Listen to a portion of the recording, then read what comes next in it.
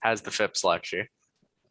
And I think we're going to get started right away because we got started a bit late. We were having some technical difficulties with Zoom, but we're going to be watching the Phipps talk, and then at around 9 o'clock, Phipps is going to come in, and we will. Yes, this is going to be recorded. And at 9 o'clock, Phipps is going to drop by, and we're going to have the opportunity to ask him any questions. E-board, I am requiring that all of you, and you know what, D-board and J-board too, come up with at least one question during the talk to ask the Phipps, because I would hate to have brought Phipps out here for absolutely nothing. So if no one else is asking any questions, by all means, we should at least have one good question each for Phipps. And on top of that, I just wanted to say thank you to Emily for putting this together. I know Emily worked very hard and has been emailing Phipps for like 2 or 3 weeks now, trying to get this all set up. So a round of applause there. And with that, I would say, Emily, if you want to pull up the video and screen share it, by all means, go ahead. That's at least I assume you're the person who has that. Yeah, let me just pull this up here. Excellent.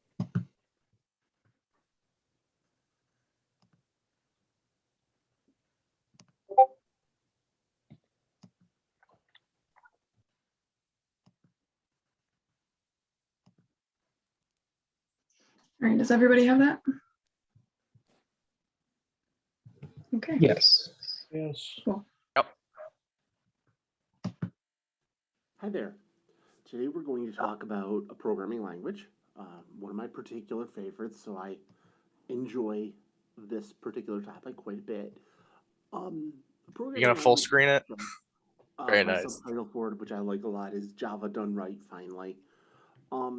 Personally, there have been a lot of little things. There's nothing like horrifically wrong with Java, but there are some little detail things that I really just don't like. I will give credit where credit is due. Java has gotten a lot better in recent versions compared to what it was maybe 3-4 years ago, but I'm still not a fan. Okay, so I'm going to be honest with my prejudices up front. Again, these aren't like horrible things, but there are just some little annoyances, right? So the first thing, and it's critical, is C#, not C#. Okay? Yeah, you'll make my ears bleed. All right. So reasons not to learn C#. It's closed source. It's for Windows software only. It runs slowly. Nobody uses it. It's hard, and it requires Windows. And every one of those that you may have heard is also not true. Okay, some of those were true at one point, but they're not true anymore. So I wanted to kind of get those, maybe false impressions or things you've heard that aren't true right out and off the table. When C# came out, it was definitely closed source. It was definitely Windows only. Just like when Java came out, there were some performance problems initially that got worked out, but there's a lot that's changed over the years. So, but you know how it is, rumors persist, right? So I wanted to get rid of the rumors first and move on. One of the things that I hope that you're all taking away from this course is that once you learn one programming language, learning other programming languages is not the same as starting over with Java. There's a set of skills you learn that carry along no matter what language you learn or what language you're working in. I've had students that were amazed that I've worked professionally in probably 20 programming languages and unprofessionally probably in 20 more. It's just, a long career, right? In the rest of these slides, I'm not going to teach you every single thing there is to know about C#. For one, we don't have the time. but also there's a ton of stuff that you already know, right? You could read some C# and be like, I know what that is, I know what that is, I know what that is. What's this? Oh, okay. Right? It would be how it kind of looks. It wouldn't be, like I'm dropping Swahili in front of you for the first time. You say, I've never seen this before. A lot of things would look very familiar. So I'm really going to talk about the differences. Okay. So we're going to go back to the late 1990s for just a bit of history. Sun Microsystems, a company probably most of you have never even heard of, actually came out with Java. It wasn't always owned by Oracle. It was originally a Sun product. Sun made great Unix workstations. They powered the first generation of the internet, but they just couldn't keep up with other technologies like Intel. Back in this time period, the Windows development, which was the desktop, right? Mac was honestly around this time period, people were saying that Apple should just fold. The company was about bankrupt. So Windows development was where it was at on the desktop. And everything was done in C and C++. If you haven't learned C and C++, programming in C especially is like walking a tightrope. It's cool and it's exciting, but it's also really challenging, and one screw up will kill you. So Windows development could be kind of buggy, right? It was really hard to build a stable product when the languages weren't designed for the kind of reliability that something like, say, Java is. So Sun worked on and came out with Java. Microsoft looked at the same situation and said, well, we need a new language. Standard libraries in Windows are not very full-featured. The languages were too low-level. We need a new solution. So one question is, why not just adopt Java? So the cynical answer, and this is an answer you'll hear from some people, Java is very much about, it used to be their tagline, write once, run anywhere, right? So the cynical answer is, why would Microsoft attach themselves to this idea of universal software when their big moneymaker was an operating system that, they wanted lock-in, right? They wanted to tie you to that operating system so you could never leave. I'm not going to say that's not true. It is. But I think there are some other answers too. Microsoft didn't want to tie itself to a competitor, right? Microsoft sold and sells operating systems. Sun made hardware and operating systems. So they were competitors. And Microsoft doesn't want to tie themselves to a competitor. Secondly, write once, run everywhere. Probably the least nice way to say this is it's the lowest common denominator, right? If you have, let's say you have a laptop, and your laptop has a webcam. My desktop doesn't have a webcam.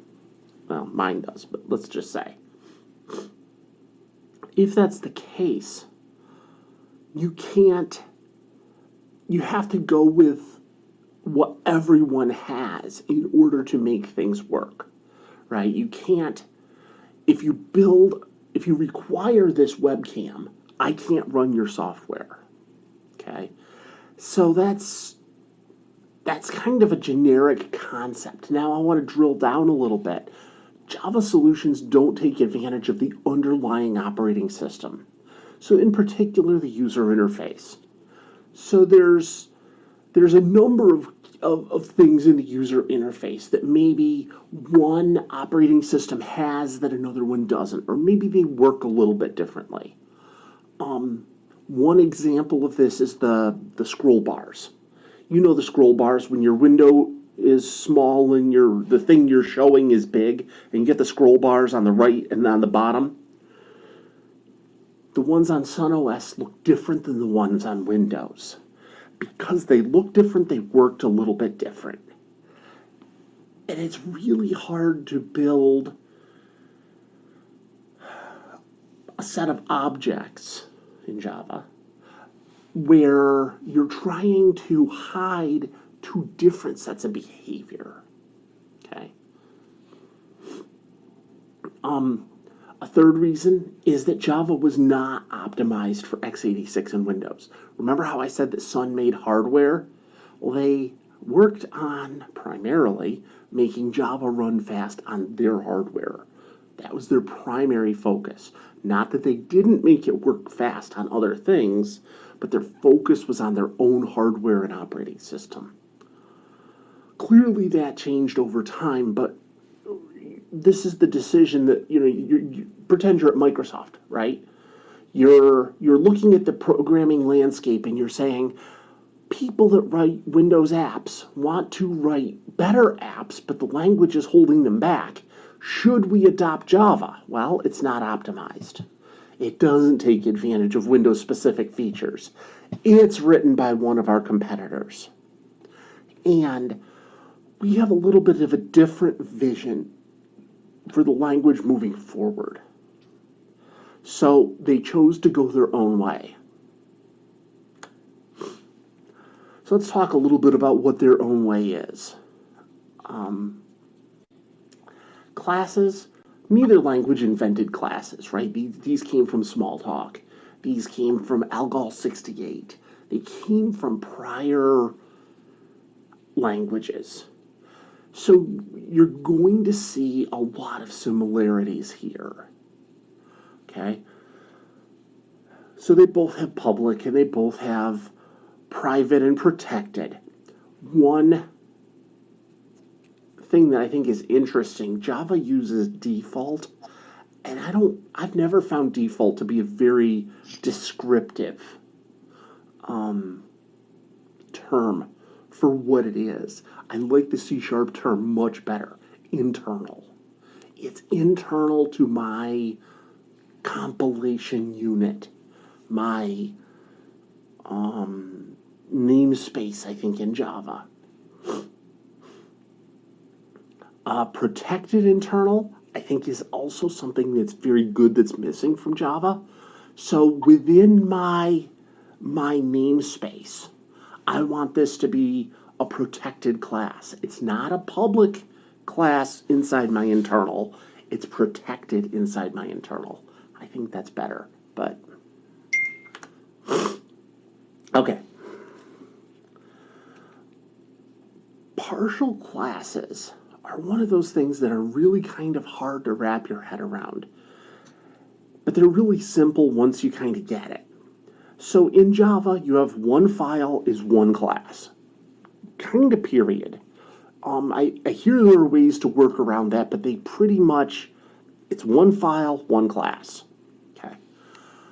C# does not enforce that at all. And in fact, partial classes is the idea that we can spread the methods and members of our classes across multiple files.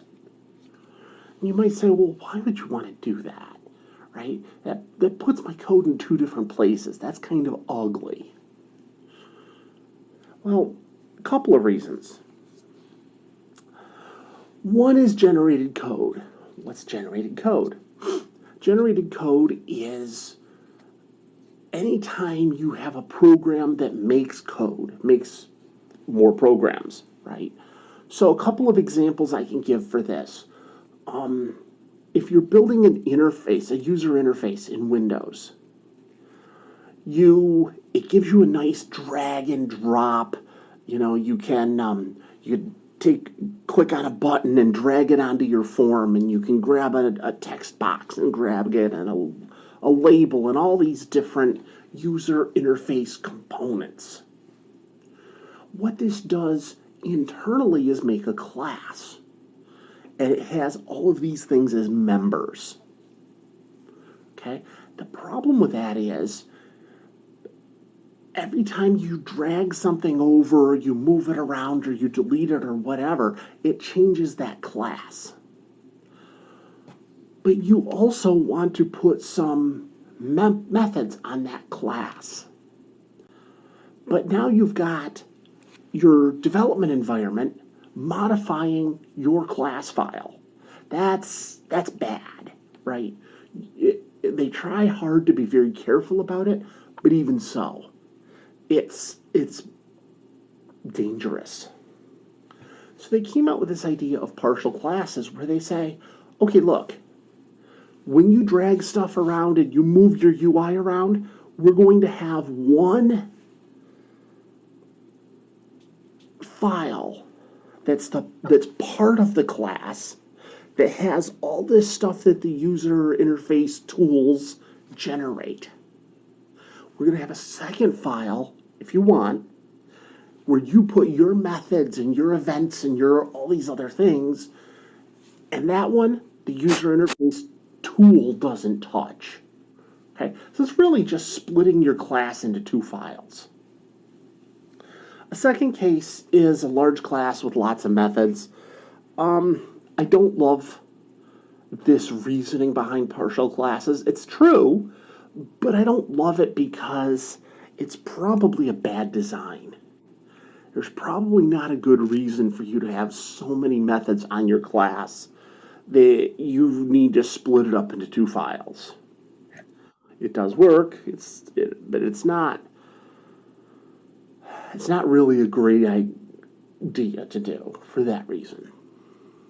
Okay, that's partial classes. So one of the things you're going to see as we're going through all of this C# stuff, you're going to say, well, that's not a good enough reason to switch languages, right? No, I don't think there's any one reason that's good enough. But when you start seeing 10 or 15 or 20 or 30 reasons, then even though each one of them is a little reason, you have to kind of rethink that a little bit. Okay, so the other one is anonymous classes.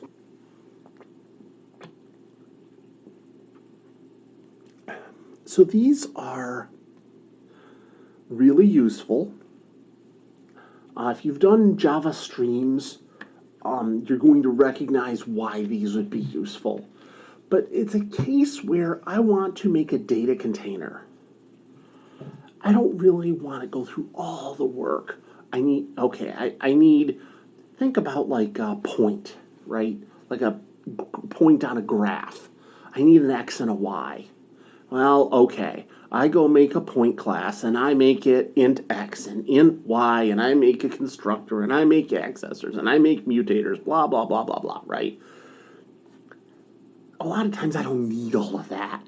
All I need is a point for, 10 seconds, right? I want to take this point, I want to generate it in a method, and I want to return it where I'm going to plot it on the graph. I don't need this to be a long-term investment. I need it just for a second. Anonymous class. I'd like to point out to you, this is a real class. What do I mean by that? It's not some kind of weird fake thing. When the compiler sees this, it says, okay, new object. We're going to make a new object, X. Well, X is 5. Okay, so I'm going to make a class with X being a public int because of 5. And I'm going to set that X to 5. I see Y equals hello. Okay, so Y is a string. It's anonymous, so it's got to be a public string. Its name is Y, and its value is its type is string, and its initial value is hello. Okay. Last one, Z is a float, right? pretty obvious. So this is not some kind of a dynamic. This is what we call inferred typing. We infer. We look at the initialization value and figure out from there what the original type or what the type of the variable is. Okay, so if you were to go and you looked at this in the IL, which is the Microsoft kind of version of the JVM, you would see that they make up a class name and make a class, just as if you read the class from a file. Okay. They also have structs. So if you're a C person, you know struct. If you're not, that's okay. It's just like a class, but there's some things it doesn't do, or it does a little bit different. So it's a data container like a class, but it's lightweight. It doesn't support inheritance. It doesn't support virtual methods. It doesn't support polymorphism. Yeah, I don't like them either. Also, it's passed on the stack, not as a reference. What does that mean? Well, you remember, of course, from learning Java, that when you pass an object into a method, any Chicken's gonna be changes cooked. to that object in the method are permanent. But if you pass, for example, an int into a method, the changes are not permanent because it's a copy that gets passed in. Right? That's that difference between the basic Much types там додаємо трошки цієї bean sprouts. and the compound types like class.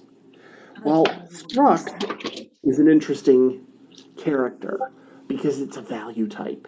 It's passed by copying around. Instead of passing a reference, it makes copies. So why is this valuable? Well, it's really, believe it or not, it's lightweight. So long as you keep your struct fairly small, right? You don't want a struct with 10,000 members. But if you keep your struct to a few members, it's actually faster because we're not allocating and freeing memory.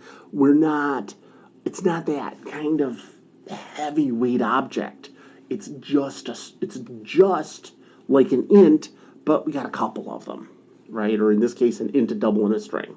But it's not heavyweight like a class. So it's an option, of course. You don't have to use it. But again, for those cases where, like we talked about point earlier, right? We talked about making an anonymous class because we need point to be around for just long enough to pass back to some, calling function to graph that point. A struct would be perfect for that, right? Super lightweight. I'm not going to inherit from it. I'm not going to put virtual methods on it. It's a really concrete, basic thing. This is what structs are good for. Okay, so here is just a little bit to talk about the difference. So if I make a class, and I use point again, so class C point, and this is actually true in Java too, right? I make CP, which is a C point. I have a reference. That reference points to some data structure in memory where I have my X and my Y, and it points to some other structure that says this is a C point. Why? Well, what if I derived from C point? When I derive from it, I need to know what my real type is. So we have this extra pointer in here, this extra reference to the type. Okay? So we've got two references, we've got a type value, and we've got our two ints. A struct S point, and S point SP. Just my two ints right next to each other. Do you see that difference in size and complexity? Structs are super simple, super fast. Okay. A big deal, at least for systems guys like me, C# supports unsigned and signed values. Okay, Java everything has a sign to it. C# lets you have signed or unsigned. What's the difference? If you take an int, for example, you guys may well remember that an int is minus 2 billion to plus 2 billion. An unsigned int is 0 to 4 billion. Okay? It's not a huge deal for most software, but when you're doing anything at the systems level, operating systems or controlling hardware in some way, being able to do both signed and unsigned is valuable. Other than that, the basic types are the same. Byte and short and int and long, they're all super familiar to you guys. One thing to note is that Boolean in Java is bool in C#. It's just a slight change of the name. Okay, boxing. So boxing is the conversion of a value type, like char, into the object type, like character, right? So you remember this in Java, you have int and integer, char and character. C# has the same concept, but they do it so automatically that if you don't tell people who are C# developers, they don't even know that it exists. You could ask 100 C# developers and they'll tell you that they've never heard of the integer class in C#. Never heard of it. Never used it. Why? Because the boxing support that, taking that basic value type and turning it into a class is done so transparently by the compiler that they never even think about it. So in C#, I can make a list. So when I say list here, think array list in Java or linked list, either one. I don't even have to do that integer thing that I have to do in Java. In C#, I can just say int. The compiler looks at it and says, "Oh, I need an object. I'll take care of it for you. Don't worry about it." Again, not an earth-breaking kind of change, but it's nice. We've talked about operator overloading, or we will talk about it through this class. In case you haven't seen it yet, the idea is we want to be able to use the math operators like plus, minus, times, divide. We want to be able to use those with our own classes. Java doesn't typically let me do this, but C# will. So here you can see I have a matrix class and I want to add a plus operator. So I can add two matrices together. This will let me do that. Okay. Clearly this implementation is not correct, but I only put it in there to show you what the syntax for defining your own operator looks like. Okay. Indexers. This is one of those things that I think is really ugly in Java and really nice in C#. But it's a little aesthetic thing, right? To access the members of a hash map in Java, I have to make my hash map, and then I can say get number 2, for example, right? This is how you would do this in Java. In C#, hash map is a dictionary. I can use this array index style rather than .get. Is it the end of the world? No. I think it's much nicer. I will point out I think this is orthogonal in that you could think of a dictionary, you could think of an array, if you will, as a dictionary or a map, hash map, right? Think about it. If I have an array of string, I feed in a number and I get a string. How is that different from a hash map? In a sense, right? A hash map of integer string. This looks like an array, but it's a dictionary. You can also make your own. This is how you would make your own indexing method. If you wanted to make your own collection class for whatever reason. Okay. Properties. So my controversial statement is Java doesn't have properties. I will say Java has fields. So you remember the difference, right? A property is code that is an accessor or mutator. Or, I'm sorry, it's an accessor and a mutator usually.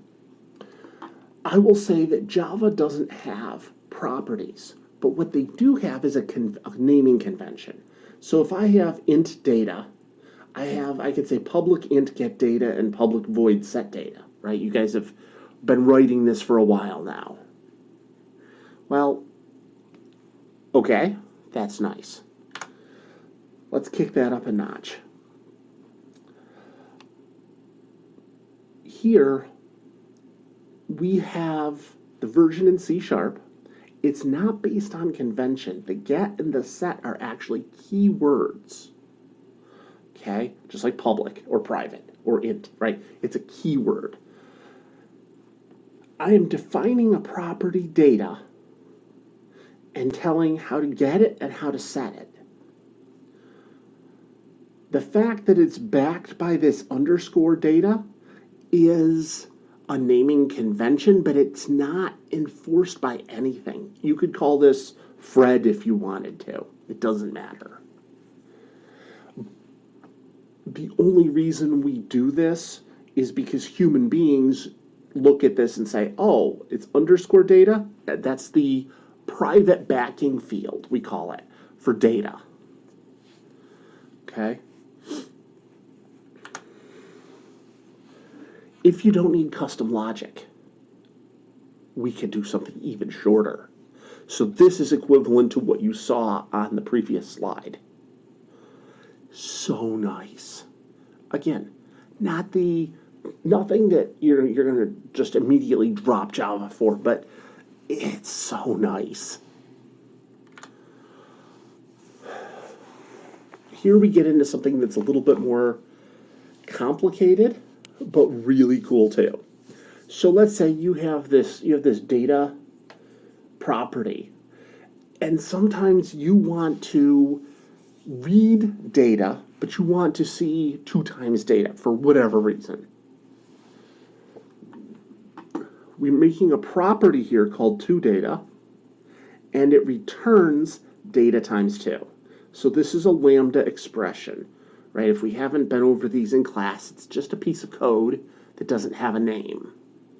In this case, it's attached to the accessor, or if you want to do it incorrectly, the getter for toData. Okay?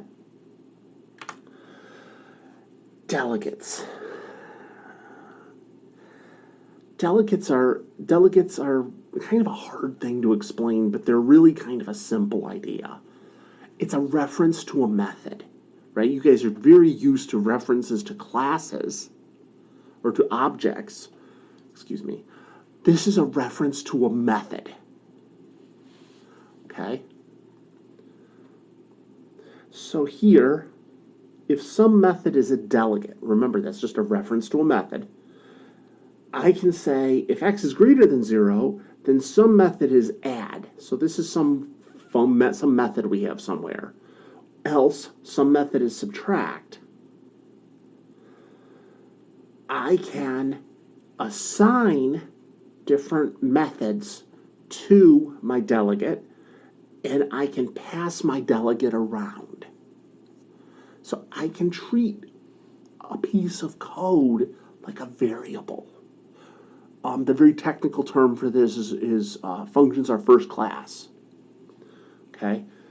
It means it gives us some additional functionality. It gives us some capabilities to do some cool stuff. But you gotta wrap your head around it. It's just a reference to a method. Okay? How do you create one? You define this signature of the delegate. You say, well, I'm going to make a delegate. Okay. And it's a my operation is the name of it. And it takes no parameters and it returns nothing. Okay. So my operation is a delegate. It's a reference to a method. And that method has no parameters and returns nothing. Okay. Certainly this signature could be different. This is the one I chose. Now I can define, this makes a type. Okay, so this, like a class is a type, this is a delegate type. So now I can make delegates of the type my operation. My operation some method. Okay, and then you see the code from the previous slide. So the idea here, we're telling the compiler what type of method we're going to be pointing to. Why is that important? Well, we can call these delegates. We can treat them as if they were functions. We can call them, but it's got to know what type they are. Okay.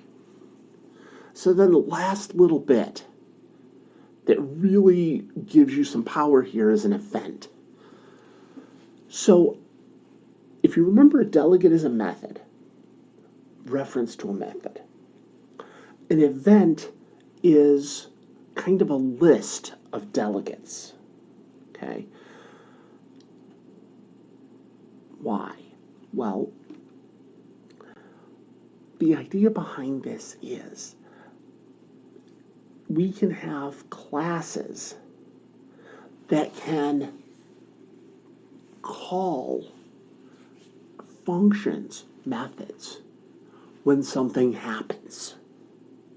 So if you're into design patterns, this is great for observable, right? Think about this in terms of a user interface. When someone clicks a button, the button has an event called onClick. Okay? When I make my button, I can associate some method with it. In that onClick event. So when someone clicks the button, it will call my delegate, my method, and I can have custom code in there. Okay.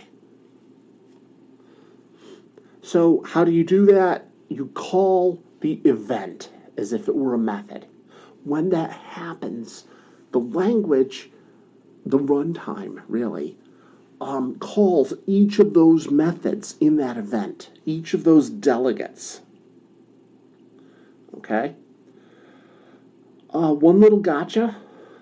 If you've never put a delegate on that method, on that event, if you never put a delegate on the event, that event will be null.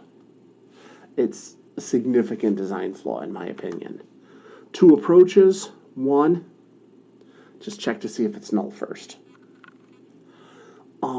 Something I always do is bind, that is attach, add to that event a function or a method that does nothing. It's technically less efficient, but it means I don't have to remember to do a null check every time.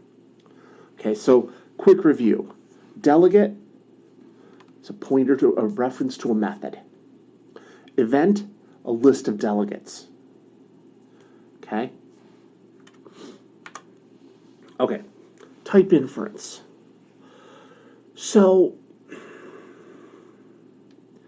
C# and Java are both strongly typed. It's one of the things I like about both languages. Every variable has a type. Every type is well defined. In Java, there's some level of type inference. So if you look at this, you may not have seen this yet. This is a fairly new thing in Java. Here I'm defining a map, and I'm instantiating it in a hash map. This is Java, right? Notice that these angle brackets are empty. Why? Java, the compiler, looks over here to figure out what types to put in here. Okay? So when we talk about type inference, it's figures it out, right? It's not there's no type, it's figures it out. So C# does this in a way I think is nicer. Here, I'm doing some kind of double typing, right? Here, I could just say var. When I say var, what happens? It says my map is a variable. What type is it? Well, it's this type. Okay? So here, I have this new hash map. I have some duplication. Down here, no duplication, except for the word var. Nice.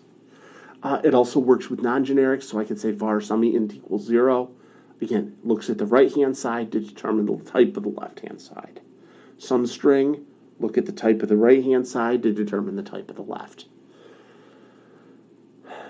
The community of C# developers are very torn on var. Some, like me, think it's the absolute best thing ever. Other people absolutely hate it. Your mileage may vary.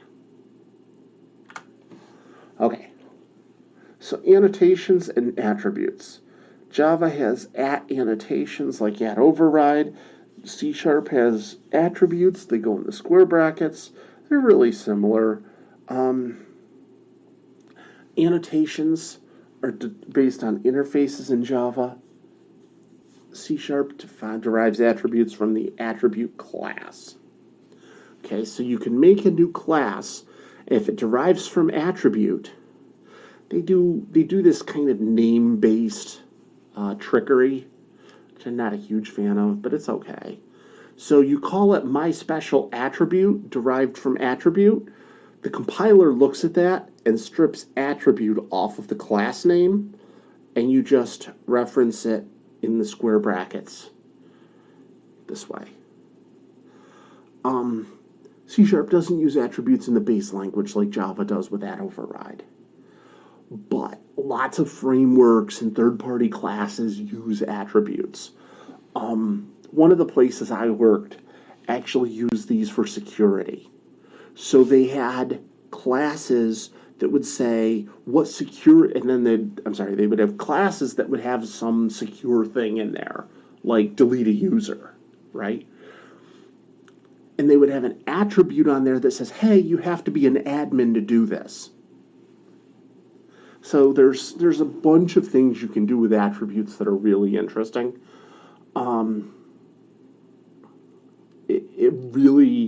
It's another tool to put in your toolbox.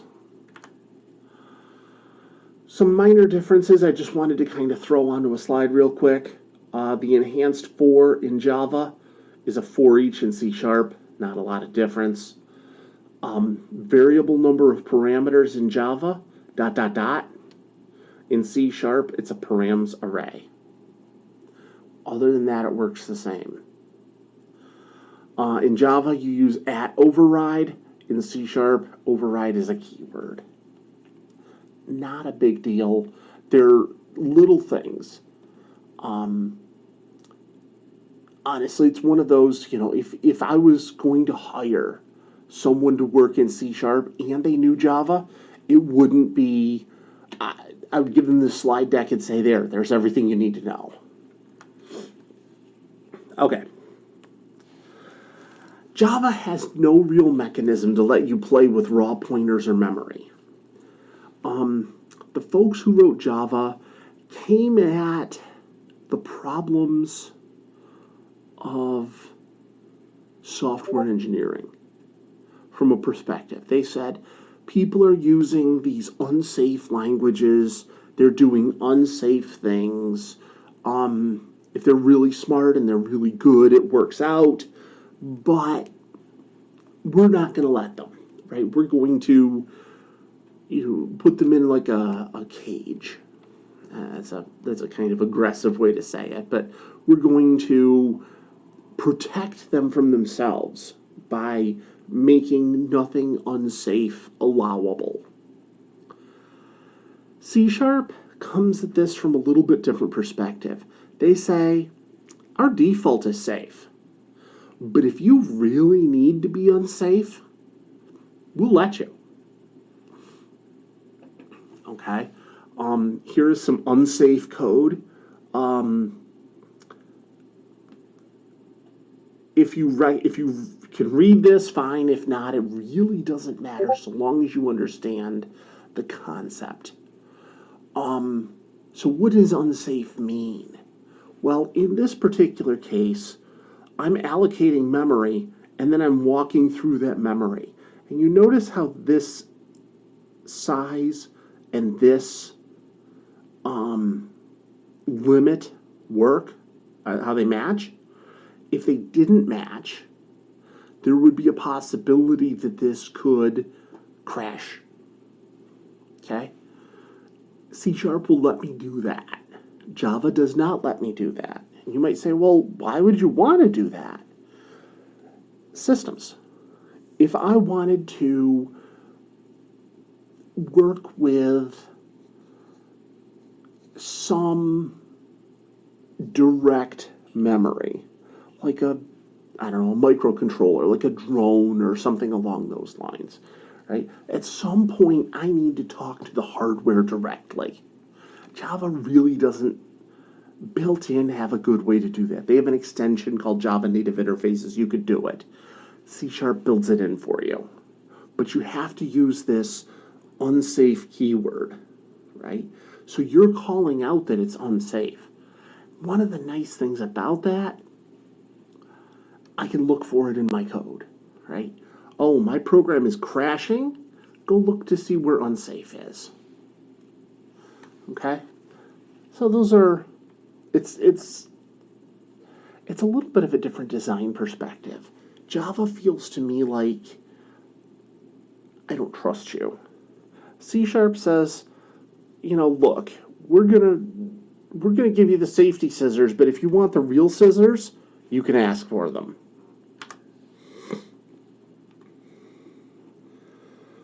Another safety condition is what we call underflow and overflow.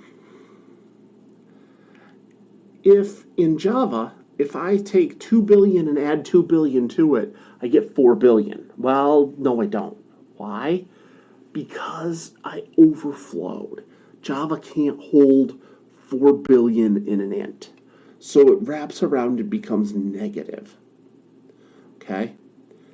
In C#, I have an option that will let me throw an exception when I have an overflow. People usually turn this off because it makes your code run slower, but you can have it on. Okay? One thing that's important, and I'm sort of on the fence on this one. So in Java, I have to declare that a method can throw an exception. And I have to declare what exceptions it can throw. C# doesn't do that. Any method can throw any exception at any point in time. You have to understand that and know what it throws and go and catch it.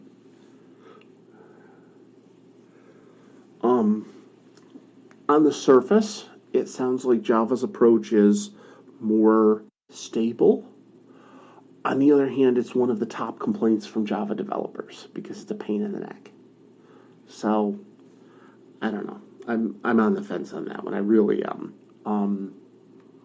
Some people love it, some people hate it. All right, parameter madness. So as you know, Java only allows you to return one value from a method, right? C# does the same thing, but I've got two other options. One is what we call a reference parameter. So this is a parameter I'm passing in. However, I can change it, and that change comes back. So in Java, for example, if I had an int that I needed to pass to a method, but I wanted to be able to change that int in the method, I could either return the new value, or I could pass it in as integer. C#, I don't have to declare it as integer. Instead, I can just say it's a reference parameter, and we'll see that on the next slide. The other option is what we call an out parameter. So an out parameter is a parameter that I don't pass in, but I do get back. Let me show you that. Now, I do pass it in, but the value doesn't matter. So, let's walk this one through. A is 0, B is moo. Okay. So I call do something. B is a reference parameter. Okay? So that means it's moo when it goes in, it can come out as something else. A is an out parameter. I'm passing A in, but technically it doesn't even have to be, it's not really usable on the inside. It's only settable on the inside of do something. So here inside do something, I change X and I set Y. Now when we come back from do something, A is 3 and B is hello. Okay, so I have changed an int and a string that I passed in, which normally you can't do. But I have done so because they were ref parameters and out parameters. Typically, this is kind of bad form. It's okay to use these every so often, but if you're using them all the time, it probably means you're not thinking right about your methods. Every so often, you need one of these. But if you do it all the time, it's probably wrong. Another cool thing, two things actually. One, if I name my parameters, I can call them out of order.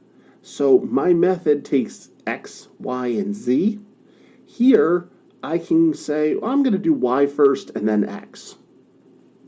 Not a huge deal. It's great if you have a bad memory. And you'll notice I don't supply Z here, but I do give it what we call a default value. So this method, this will invoke this method.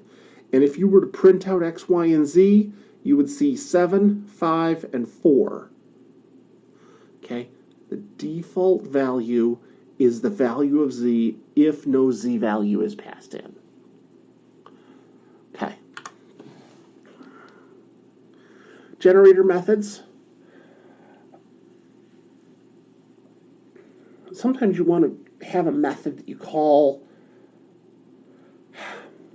Every time you call it, it doesn't start over.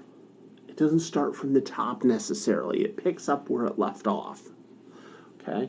It's a little weird. It's not the way we're used to thinking, but it can be very useful. Lots of modern languages have generators. Java, as far as I know, still does not. The danger with slides like these is Java changes, right? So here's a quick example. I want to do powers of 2.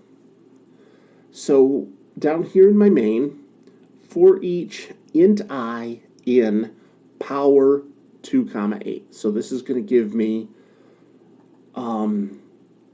the powers of 2 up to 2 to the 8th. Okay? And system.out.write becomes console.write. Same thing. Okay? So I'm going to print the powers of 8 that I'm going to get from this power function. But you notice it's got this in, and it's got this yield here. So what's going to happen here? When power runs, it's going to the first time it runs, it's going to start at the top. It says result is 1, I is 0, I is less than exp, I plus plus. We've been through this, right? Result equals result times number. So 1 equals 1 times number, which is 2. So result is now 2. I'm going to yield return result. So this returns 2, but what it does is it leaves a little, it knows where it left off. So it returns 2, this guy prints 2, calls power again. When power gets called the second time, it doesn't start at the top. It starts right from where it left off, goes through the for loop, increments I, does the result times 2, and yields again. So that gives me, result was 2, now it's 2 times 2 or 4, yield the 4. Okay, so we print the 4. Loop, come over here, we loop, 4 times 2 is 8, yield the 8, comes back here, I is 8, prints 8, and so on. We're not starting at the top, we're starting where we left off.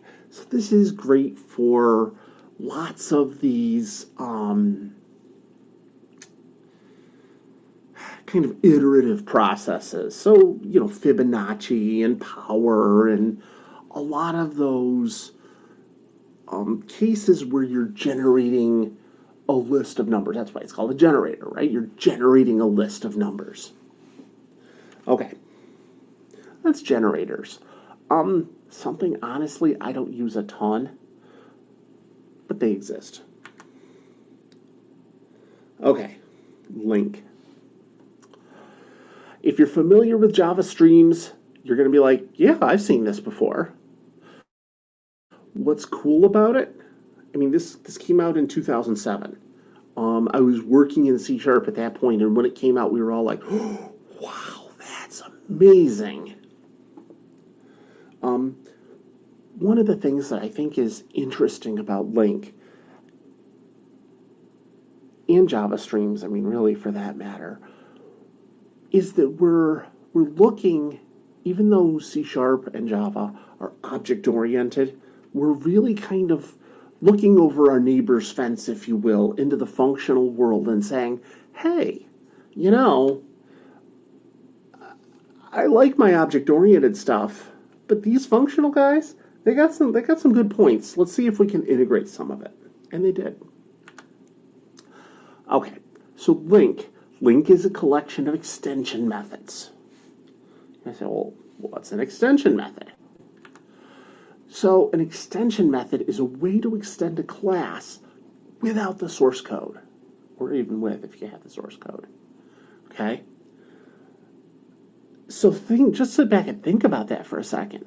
I can add methods to a class, even if it's a built-in class, or something I got from a third party like a jar, right? I can add functionality anywhere. Here's an example. I have a string backwards, and I call .reverse on it. So what's important to know is C# doesn't have a reverse on string. They just didn't build it in. It's, you know, it's only useful for programming interviews, right? Well, how do I go and add that? I say public static class string. So this is already, string already exists as a class, but the fact that I'm declaring it with a static on there, the compiler says, huh, okay. And then I say public static reverse, and I use this. This in here is kind of indicating that this is an extension method. I wish they had introduced some new keyword for this, to be honest. This is one of those cases, every time I want to make an extension method, I have to go look up how to do it because it's really not very intuitive. It's great that I can do it, but it's not intuitive. This is just the implementation of reverse. It's not interesting. But the fact that I can extend the built-in string class, I think is pretty cool. Okay. So, now that we know what extension methods are,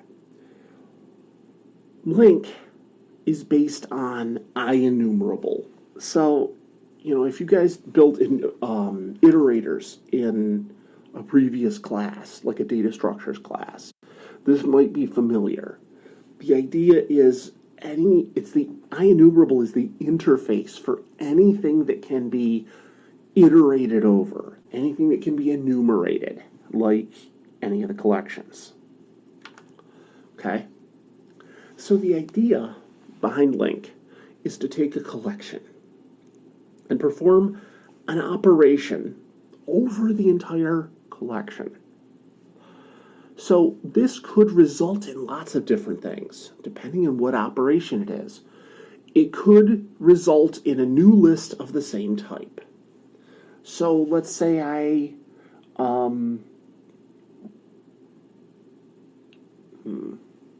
a good example. Backwards, right? I take my collection and I want to return it backwards from what it was. That's a new collection of the same type. It might result in a new collection of a new type. So let's say, for example, I have a list of students and I want to compute their GPAs. So for each student, I calculate their GPA. I now have a list that's just as long as the list of students that has GPAs in it. That would be our second case. Third case, I'm going to say, take all the students and give me the student with the highest GPA. That would get me a single element of the original list. Or last, that might give me a single element of a new type or value, give me the highest GPA of all the students. That would give me a float, right? So, some examples. In my case, I'm going to use customer and order. So customer number, first name, last name. Order is order number and order amount. Nothing really exciting, right? I needed a tiny example that fits on the slides. Okay. So, without link, I want to get the first names for all my customers. So I make a list of strings, I loop over every one of my customers, and I add to that list of strings that customer.firstname. Okay? Pretty basic. You guys have done this a bunch of times, right? Here's how I would do it in link. I say customers select. So select is one of those extension methods. It says, hey, for everything in customers, we're going to run this piece of code, this lambda method. And this lambda method takes an O, which is a customer, and it returns O.firstname. Well, first name is a string, so it returns string. Okay? So I'm going to, for each customer, I am going to run this expression, which is going to give me the first name. And I'm going to return that as an enumerable, as a list. Okay? But look at the difference in code size. When I look at this, I have to kind of work my way through to figure out what we're doing. Here, it's a one-liner. It's very clear, very easy to read. And it's in a single line. So now, I want to show you some of the power of this. right? I want to get a distinct list of first names. So if I have 10 customers named Michael, I just want one Michael in my output. How do I do that? I just tack a distinct on. What is distinct? It's another extension method. So select here returns a list of string. Distinct takes a list, filters out duplicates. It works on integers and strings and pretty much any class, any object. Okay? Sorting, same kind of idea. I could say I'm going to take my orders and I'm going to order them. This order is not related to that. This is customers make orders. This is sort. Okay? So order by descending. Order amount. So what's happening here? Order by descending is applying this expression. So this expression says I'm going to take an order, I'm going to get the order amount. Now I'm going to sort by those descending. Okay, so this is going to return me a list of my orders. It's going to return me a list of orders with the most expensive order first. One line. Okay. Now we get crazy. I want to join the customers and the orders together. So I have orders, and each order has a customer, right? If we were to go back, we could see that the orders have a customer number and the customers have a customer number, right? Well, I want to put those two together so that I can see information about the order and the customer who placed that order. How do I do that? Well, I'm going to use what's called join. If you're a database person, this is going to look an awful lot like an inner join, because it is. I'm going to take my orders and I'm going to join that to customers. Now I have to tell join how to join these two things. How do I know what order matches what customer? Well, the way join is designed to work, the next two parameters have to be the same when they match, when the two objects match. So for each order, I'm going to get the customer number, and for each customer, I'm going to get the customer number. Clearly, when the two customer numbers match, this order and this customer go together. Okay, so that all kind of makes sense. Then we get to the end. And this is the part that always blows people's mind. What do we want out of this? Right now we know we have an order object and a customer object, and they go together. What is it we want to return? Well, what this is going to let us do, this is a lambda expression that takes two parameters. The first parameter is the order.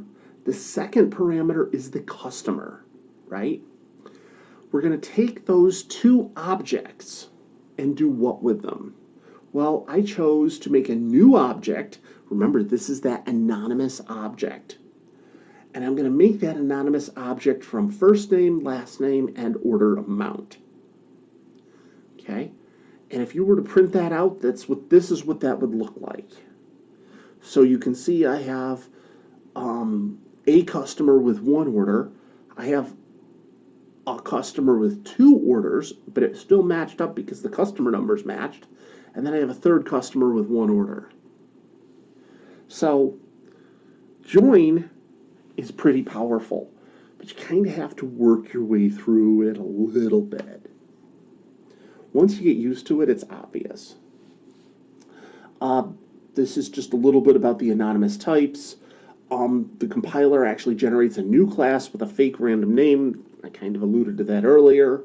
It's no different than making the class yourself, but you don't have to, right? You don't have to go and make a new file and a new class and give it a name and right? It infers all of the information. You notice, if we come back here, first name, last name, and order amounts are the field names of these. How does it come up with those? It looks at this. It looks at the type name, or not, excuse me, the member name from each of the component members of this new object, and it makes the member name equal to the member name that it came from. So c.first name, the member name is first name. You got it. Okay. Just real quick, some more math functions, things that would make sense to do on a list. I can sum my orders.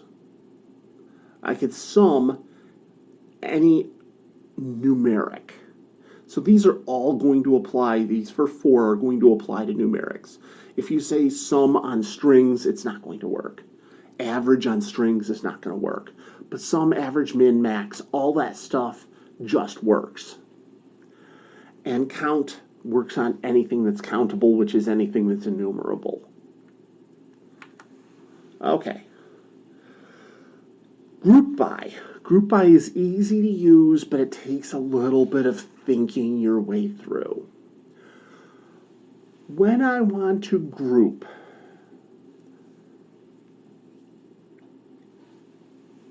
I have objects and I want to group them. I want to group them by some particular criteria. So in my example here that you can see, I'm grouping my orders by customer number. Okay, well imagine if you had pieces of paper and each piece of paper was an object. Okay, like customer or order.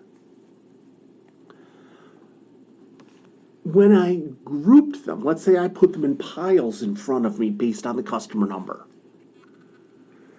Each pile contains orders, right?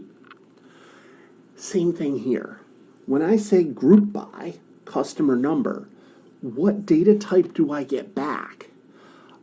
It gives me an I grouping, which is, it's an interface, but it's kind of an interface that works a lot like a hash map. But it's a hash map with a list. So what do I mean by that? Well, customer number 1 has one order, and that one order is for $25.04. Customer 2 has 2 orders. So if you access the grouped value here by key 1, you'll get a list with one item in it. If you access it by key 2, you'll get a list with 2 items. So go back to those stacks of paper in front of you. If you say, give me all the customers for customer number 1, you're going to grab that stack, which has one piece of paper, and that's it. If I say, give me the orders for customer number 2, you're going to pick up the stack with 2 pieces of paper. Lists grouped by a key. Okay. Skip and take. These are really designed for web pages. And you guys have all seen this.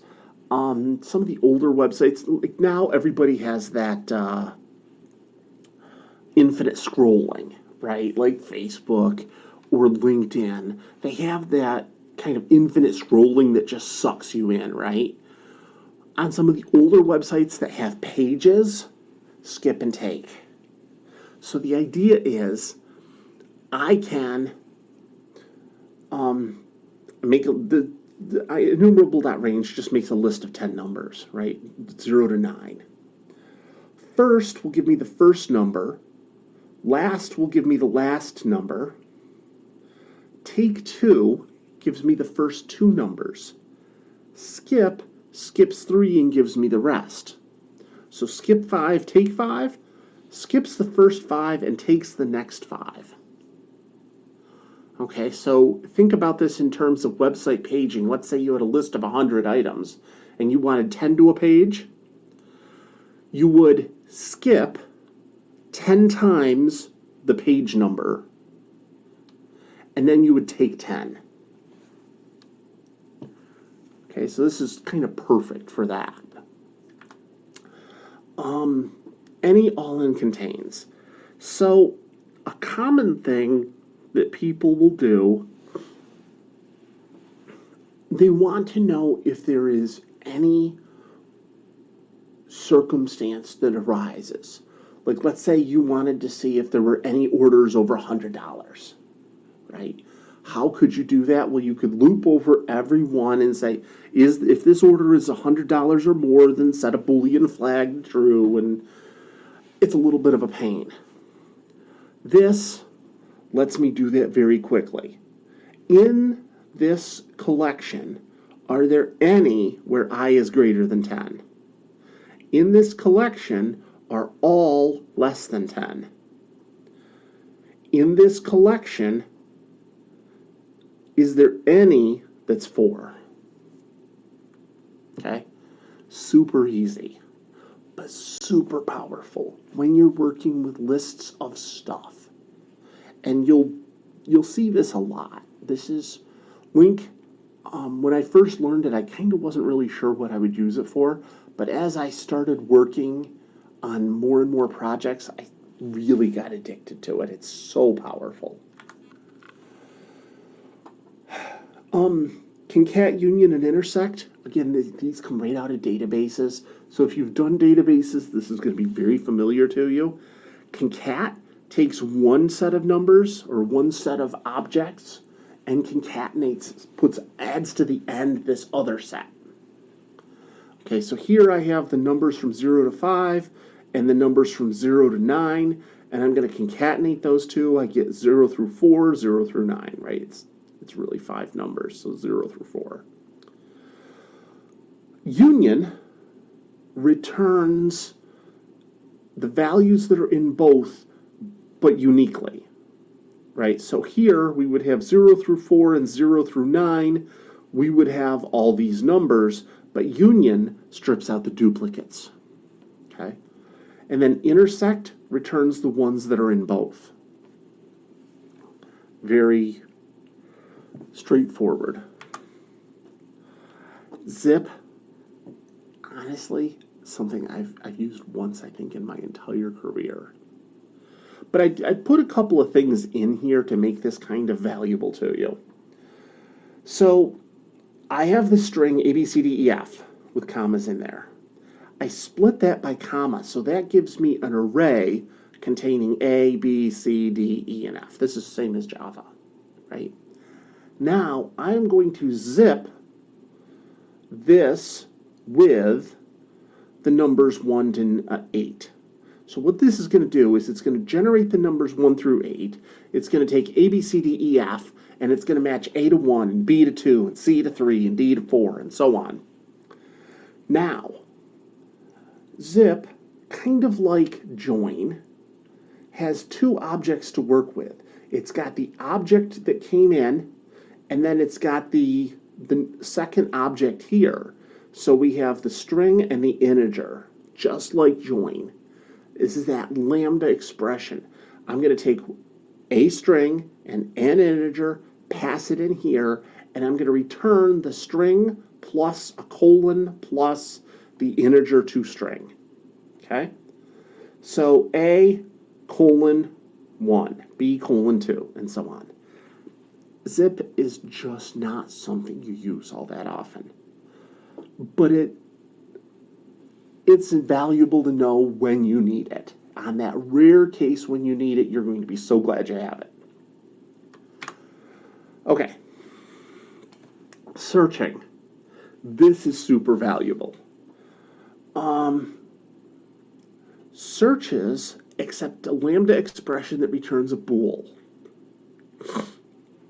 For example, of my orders, find me the first one where, given an order, the order amount is $456.07. Okay? So you can already, if you start thinking about programs you might want to write, you could start to think about like, a user logged in and I want to show an order that they placed, right? And they type in order number 12345. I could say orders.first where the order number equals 12345. First, we'll throw an exception if it doesn't find one. That may or may not be what you want, right? Certainly in that case, in the case of the customer doing that, you might say, well, look, customer might have typoed the number. I don't really want to catch an exception, but I want it to be detectable. So they have this first or default. First or default does the same thing as first, but instead of throwing an exception if it doesn't find one, it creates a new object. In this case, it would be a new order. It gives you a default order. Okay? First finds the first one that matches, but sometimes you want to make sure there are no others that match. That's single. And then single or default is guaranteed to return one because it creates a new one. But if there are two or more, it will throw an exception. Okay? Different uses for all of these. So something that's important to know is that LINQ is lazy. And that's a good thing. It's a whole very computer sciencey thing, lazy evaluation. The idea is I can write code that maybe would be slow if it ever executed, but most of the time it won't. So here, I make a list of 6 numbers, and I say pick is 2. Okay, now my answer is, in my list, what is the single entry in my list where the C is pick? So this should return 2, right?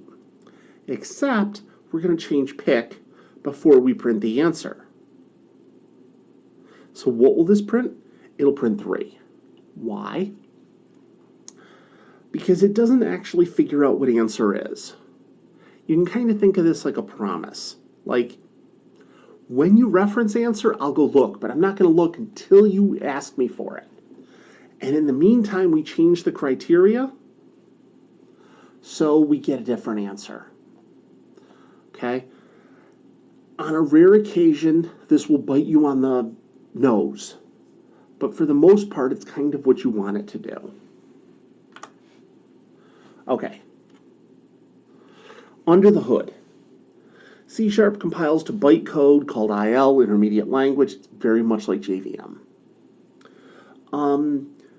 Something you may not be aware of, IL and JVM both, it's called a rich assembly language. Assembly language, which you'll cover in 404 later on, is a very machine-specific and very simple and low level. Okay? Think of it like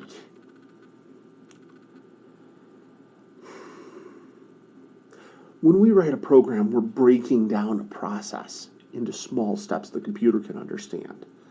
Assembly language is like tiny, tiny steps. It's like the way you would explain something to a little tiny, like a 3-year-old, right? Pick up the ball.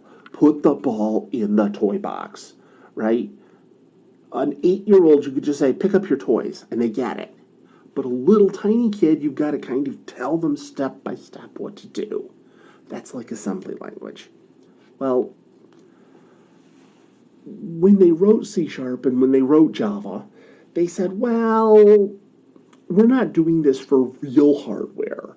We're doing this for, we imagine this like perfect hardware that would exactly work for our language.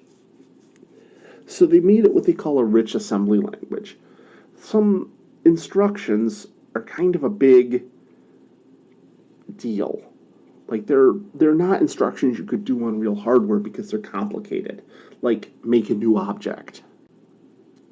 Real hardware would say you got to break down and make a new object.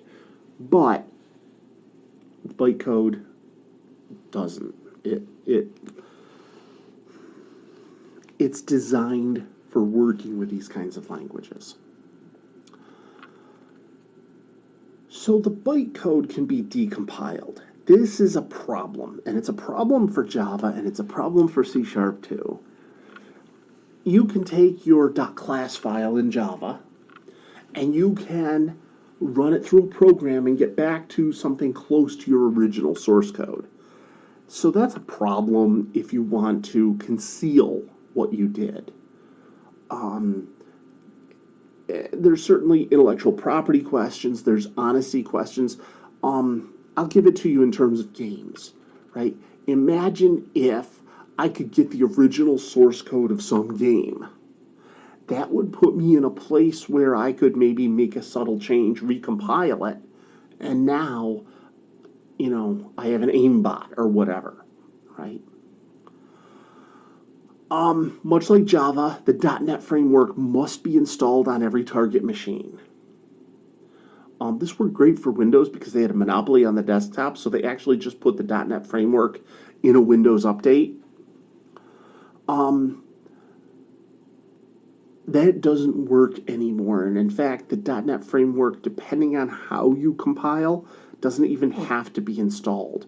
The compiler now will actually include the parts of the .NET runtime that you need right in your executable. So they've really taken to heart this limitation and said, well, how could we eliminate this limitation? Well, we'll just bundle everything you need right into your executable. Okay, used to be tied to Windows, not so much. Okay. Whew. There's a lot to this, isn't there? I mean, we just kind of sped through a whole bunch. So we're going to lighten it up a little bit here. We talked a lot about the language. What can we do with it, right? Like, okay, so we've got this language. I know some languages are good for some things. Some languages are good for other things. What can I do with it? Well, all right, so the super obvious one is Windows desktop development, right? I want to write some program for Windows. Fine. This is where .NET started. Windows Forms, very classic, very 90s model of writing user interfaces. This is it's on its way out the door. It's very old, but it'll probably never completely go away. Because the day that Microsoft says we're going to get rid of this is the day 70% of your programs stop working, right? It's going to be a real long time before WinForms goes away. UWP is, as of right now, their more modern model. Supposedly this is going to change in the next version of .NET. We'll have to see. Windows Forms only runs on Windows devices. UWP is supposed to be more portable, but honestly, it's not something I've played too much with. All right, web development. When Microsoft first came out with web development, they said, we're going to build something that is really easy for people who've been working in WinForms. So we're going to call it Web Forms. And the idea is we're going to make like drag and drop on the web. And it's awful. It is just nasty. I honestly hope none of you ever have to work with it, but you might get hired someplace where they've got some of this stuff laying around. So at least knowing that it exists is important. Web Forms is not being updated very much anymore. Microsoft has made it clear that this is not the direction they want to continue in. And honestly, nobody wants to continue in it. The more modern style is what we call MVC. It's model view controller or model view controller. it feels like Ruby on Rails if you've heard of that. The idea is very interesting. It's very easy to work with. I built several sites on it. It's a lot of fun. It's not terribly hard. And it can be deployed anywhere. Runs on Windows, runs on Mac, runs on Linux, runs anywhere. But of course, the web stuff is always changing. So there's always new stuff coming down the pike. So one of those is what's called Blazor. So you may have heard of the term Webassembly. The idea behind Webassembly is that we're going to make a set of JavaScript that's super fast. And then people can take their other languages and compile it to WebAssembly. Okay? So Blazor is Microsoft working with WebAssembly. They take C#, you write it right in your HTML, and it can either run on the server or inside your web browser using WebAssembly. So why would you want to do this? I mean, what's the value? Well, it's super convenient. If you're writing a whole bunch of stuff for your server in C#, if you can also work on the website in C#. So Blazor is a really interesting project. It's someplace where I think Microsoft is kind of leading the pack a little bit. Mobile, this is one of those places where Microsoft did a really interesting thing. They bought a company called Xamarin. Xamarin took .NET, so C#, and they made it compile for Android and iOS. I've used Xamarin. It works really well. You can build your entire app in C# and deploy it to Android or iOS. So this is great for, let's say you're a company that does a lot of C# development, and your boss comes and says, I think we need a mobile app. Oh, geez. Do I want to go learn Swift to work on iOS, and do I want to learn Java to work on Android, and then do I want to have 3 different code bases all doing similar things? No. I can take my C# code and I can run it on any of these platforms. 90% plus. Friends of mine that work in industry have told me that they're getting better than 90% code sharing, which is awesome. I won't say it's unheard of, but it's very rare to have that kind of code sharing across 3 very different platforms. For your user interface, you've got kind of 2 choices. You can use Xamarin Forms. Historically, Xamarin Forms hasn't been very complete, and it's been kind of buggy. But as time goes on, it gets better and better. So certainly by the time you guys graduate, I think it'll be very usable. The other thing, as I said, Microsoft is making some UI changes for .NET 6. Supposedly, they're folding in the Xamarin Forms, and they're going to have one true .NET UI. Now, that's a future plan, and you know how future plans go, right? By 35, I was going to be rich and retired. Well, that didn't happen. Future plans are future plans. One thing to note, iOS development requires that you own a Mac. It's a great way to extort hardware from your boss. All right, cross-platform. Because of Xamarin's ability to work on iOS and iOS's similarity to macOS, the Xamarin folks said, hey, with a little work, and they put that work in, we can actually run our C# applications on macOS. Some of the user interface stuff, which is really cool. But you need a Mac. All right, any of you play games? Of course you do. Unity, 3D game engine, used for lots of things. So It's great for 3D games, but it's also good for 2D games. It's good for like data visualization stuff. So I've seen people do stuff with Unity where they're taking a drone and mapping a 3D space using LiDAR or whatever, and they use Unity to draw the 3D shapes that they get back from the drone. C# is the primary language for creating games in Unity. They've added JavaScript. I don't know. I'd much rather work in C# than JavaScript, but I guess your mileage may vary. Unity Personal is free. One thing that's not on the slides, but I will throw a little bit of a shout out. There's an open source project called Godot, Godot, that's also a 3D game engine written in C#, and it's totally free.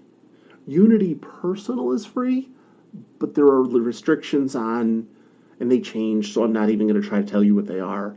But Unity, under some circumstances, you have to pay them in order to deploy. Godot is a truly open source, and it's pretty impressive. It's worth taking a look at. If you want to go build a game, open source is a good way to go. All right, so we're getting toward the end. I know this is long. Let's talk a little bit about tools, because tools make your life better, right? Tools are all about developer efficiency. First one I want to talk about is Entity Framework. So this is a little hard to talk about if you haven't done much with databases. You will. Every place I've ever worked uses databases. Seriously, it's just like this ubiquitous thing out in the industry. Entity Framework makes that a joy. Why? Because they take your SQL tables and map them to C# objects. So you don't have to do a lot of grunt work. Entity Framework paired with Link makes working with your database just fun and easy.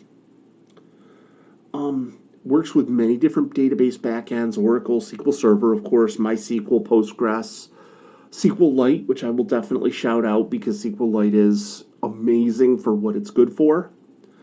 And Entity Framework is easy to use. So it does take, it's not something you just sit down and use. It takes a couple of days to work your way through, but once you do, you'll never be sorry. NuGet. So NuGet is package management. So the idea behind NuGet, and if you've worked in other languages, you're familiar with the idea of going out and getting packages. Maven is the popular one in Java, but the idea is other people have written code that you can import and use. Okay? NuGet is Microsoft, so it's the package management for C#. Microsoft wrote it, but it's free. Lots of NuGet packages out there. So you can just import a NuGet package and start using it. It's great for when you want to do those kind of niche things that you don't know how to do, but other people have done. I've used an example before of generating QR codes. NuGet. Some very popular ones. Newtonsoft Json. If you're not familiar with JSON, this is a big web thing. It's JavaScript object notation. So if you have a website and you want to send data to the server, you send it in JSON. This is how you decode it in C#. Mock, if you're doing unit testing, it creates fakes. If you know what unit testing is, you know what fakes are. If you don't, then it's beyond the scope of this discussion. Amazon Web Services SDK, this is actually, I think, put out by Amazon, and it lets you call some of their services quickly and easily. But there's a ton. I mean, there are literally thousands of NuGet packages out there. Visual Studio. I love Visual Studio. It is a pig. It's a pig like Eclipse is a pig, right? It just devours your whole machine. But it's so powerful. And it does so much. Having said that, it does devour your machine when it's running, right? The Community Edition is completely free. I have to caveat that last time I looked, it was free if you made less than $1 million a year. So if you made less than $1 million last year, you can download Community Edition for free. If you made more than that, you can afford to go buy it. I think it's more powerful and more simple than Eclipse. I love Visual Studio. I use it most every day. My warning, it will make you dissatisfied with every other development environment you ever use. Visual Studio just wraps you in its warm, sweet, loving arms, and you never want to leave. However, it only runs on Windows. So if you're sitting there saying, I have a Mac, I feel kind of left out, VS Code, Visual Studio Code, is an option. It's also a Microsoft product, although it's open source. It's free, it's cross-platform. It's 20% of Visual Studio, so it's lighter weight, but it's still powerful. It's open source, and it does support a lot of languages. You can do JavaScript, you can do Java, you can do C, you can do all sorts of things in Visual Studio Code if you take the time to set it up. LinkPad. Oh my gosh. I so miss LinkPad if I'm not working in C#. LinkPad is great for those cases where I have an idea and I want to write like 10, 15, 20, 30 lines of code to test my idea, but I don't want to make a new project and make a new main and blah, blah, blah, blah, blah. LinkPad is like a little scratch pad app, right? You can write just a little bit of code in an editor, hit go, and see what it produces. It's got some great database integration if you're a database person. It's very helpful. One of the neat things that it gives you is something they call dump. So the idea here is, let's say I have a list of customers, and each customer can have orders. When I say dump, it will show me all the customers. But that orders that each customer has will be a little drop down. And I can drill down through my levels of objects. So customers have orders have order items have descriptions, all the way down. It's an interactive tool where I can walk my way through all my variables. And it comes for free with free LinkPad. Very nice. Azure. So Azure is Microsoft's cloud computing platform. So if you really don't know what cloud computing is, it's just the idea. It's so simple, really. It's the idea that I'm going to take my code and I'm going to take my program, really, and run it on somebody else's computer. Nice. It's one-click deployment from Visual Studio, and that's kind of that integration that's nice. I can write a web service or a website or a function or some machine learning stuff, or the list is just enormous, and I can just deploy it to Azure with a single click from Visual Studio. Of course, you have to pay for this, and the pricing varies. I mean, you pick out what you want to pay and you go from there. Some more stuff about Unity. My roundup. So C# is free and open source.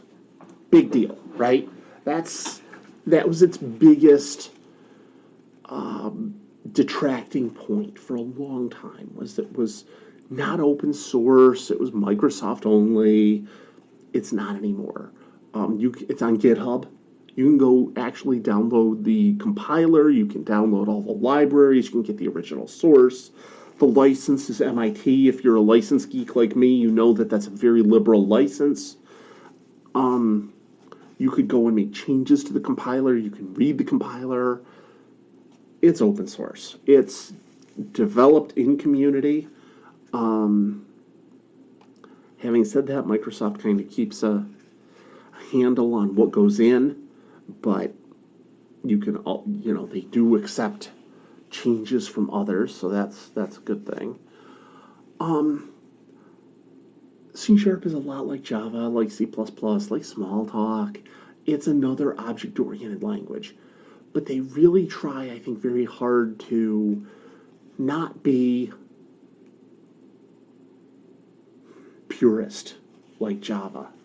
Java says, we know how to develop software, and we're going to make you develop software the way we think you should develop software.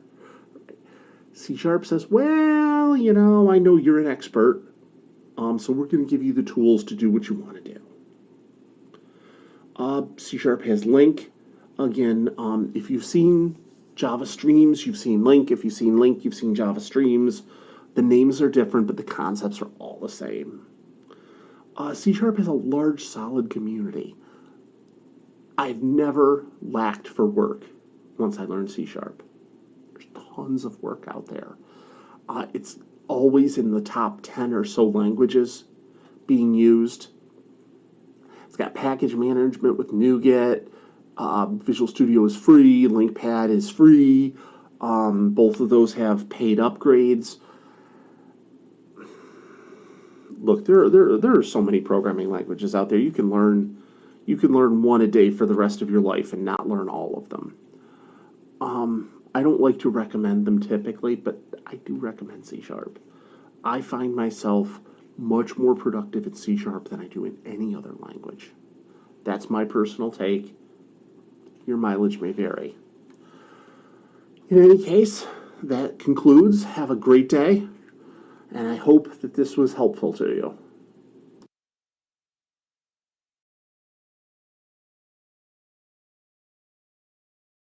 Thank you for screen sharing, Emily. Appreciate it. And we have Professor Phipps with us now. Welcome, Professor Phipps. I'm James Oswald. I'm the chair of the IEEE. It's a great pleasure to have you here, and thank you for providing us with that video. It was very informative. I'm sure we all got a lot out of it. We were all chatting in the chat the entire time about it. It was very interesting and informative. There was a lot of stuff in there that normally you don't think about when you first think about a programming language, and it was very cool to see all of it.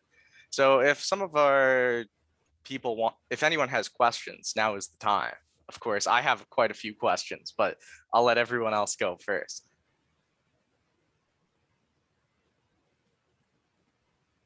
Professor Phipps, could I ask you a question?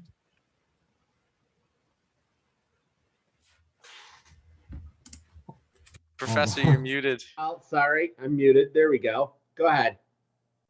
So you have discussed how Java and C# there are some similarities, but could you also discuss how they could be different in terms of memory and running time wise? So that's a great question. I'm going to start there. As with measuring anything, the yardstick you use to measure it is going to change how it measures. With programming languages, when you want to say, well, how does some language, say Python or Java or JavaScript or whatever, how does it compare to some language like, say, C? So you write both programs in both languages and you run them and you measure. But all of that depends on the program that you write. And I'm not convinced that there's any one good way to measure that. The statistics that I've seen say that C# and Java tend to be pretty darn close to each other. So if you wrote the same program in both languages, it's pretty close. I've never really, I don't know. I mean, are we really, how many of us are writing programs that really tax our computers these days? Right? So it's really kind of hard to find a real life case where this is a big deal. But my experience has been that they are roughly even. Oh, thank you, Professor Phipps, and You're very for your welcome. today's presentation. No worries. Next. I guess I had a question. Sure. So it really seems like in a lot of aspects, C# can do almost anything in terms of certainly a lot. I guess, is there anything to keep in mind? Like, is there anything that should be considered against the language instead of just rushing into using it in a lot of different situations, I guess? That makes sense. That's a great question. That's a hard question.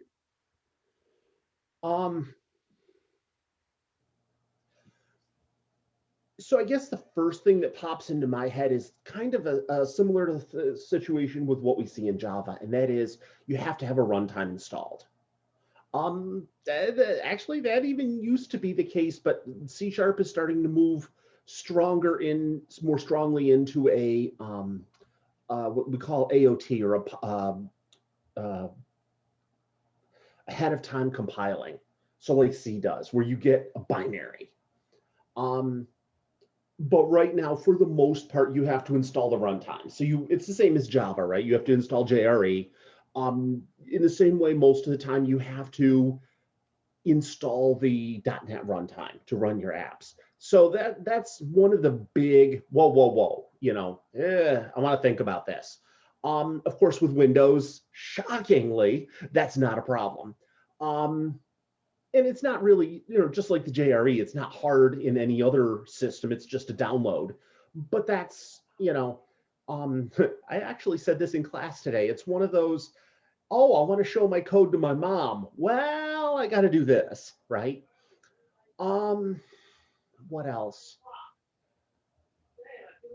I will say that right now, I think the biggest thing that would stop me is that there's not a clear winner in the cross-platform user interface world.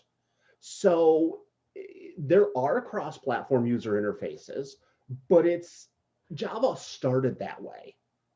.NET didn't start that way. .NET started as Windows-only user interfaces. Microsoft is aware of that. They're working on it for .NET 6. They have a project called Maui, but they're not telling anybody really much of anything about it. But when they bought Xamarin, which is cross-platform Android and Mac, I think the handwriting was on the wall. Having said that, if you want to build something that's a desktop application, there's an open source project that I'm a big fan of, Avalonia, which is a pretty nice user interface tool that is cross-platform. So that would be a second issue. I don't know that I can come up with a third, to be honest. That's a really good question. Thank you. I'm certainly excited to learn it. Professor Phipps, I was going to ask, I don't know if actually this was mentioned in the video, but I know you mentioned it before, how when you're talking about overriding like methods and functions, in something like Java, you can override anything, while you have to make it virtual in C# and some other languages. I guess it's not more of a question. I guess like, do you think that's like a good benefit, or like, what do you think about that? Great question. It's a trade-off. In Java, everything is virtual. So I guess I can't get out of professor mode, sorry. If you have some class hierarchy where you have, let's say, animal, and you got, derived from that, you got a cat and dog and fish and whatever. And you have some method on animal that say eat. And you pass an object to some method that expects an animal, and you say eat. There is a level of indirection you have to do. You have to say, all right, here's my class that says it's at least an animal. Eat, and it follows the pointer. Gotta love that, C. But it follows that memory reference from the animal to, or from where you are to the animal to find out which eat function to call. So there's a level of indirection there. And that's a little bit of a performance penalty. When you know which implementation of a method to call, you can go right there. So it's a one-step process or a two-step process if it's virtual. The C++ folks, the C# folks said, well, we're not going to make you pay the double cost if you don't have to. The Java folks said, we think we can make the JVM so good and so fast that it's not an issue. I think one of the things you have to keep in mind, and I say this with a little bit of pain, again, our computers have gotten so fast that unless you're calling that method in a super tight loop like a bazillion times, What do you need? What do you need? you're never going to know the difference. So I think probably the Java folks made the right The call gem there. banker, he is next to the boat, and there's a stone chest with a blue fire. He only Brandon, comes out during the day. you were unmuted. Oh shoot! Ah!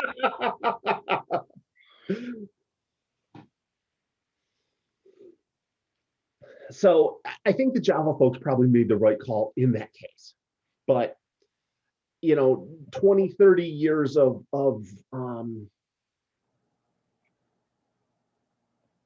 decisions, you're going to make one or two that don't go so good. It's okay. To be honest with you, I'll say one other thing about that.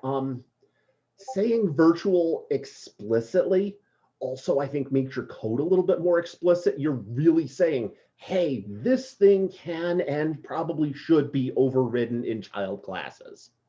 So I kind of do like that. But regardless, that's kind of where it sits. The performance side of it, I think, is pretty much a non-issue, but I do kind of like the explicitness. Yeah, I like that it was intuitive too. Like it kind of just told you the purpose. All right, thank you. You're very welcome. Next up.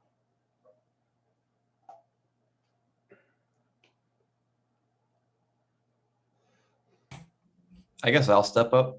Sure. So Professor Phipps, what's the coolest either thing you've built in C or been a part of a team to build in C#?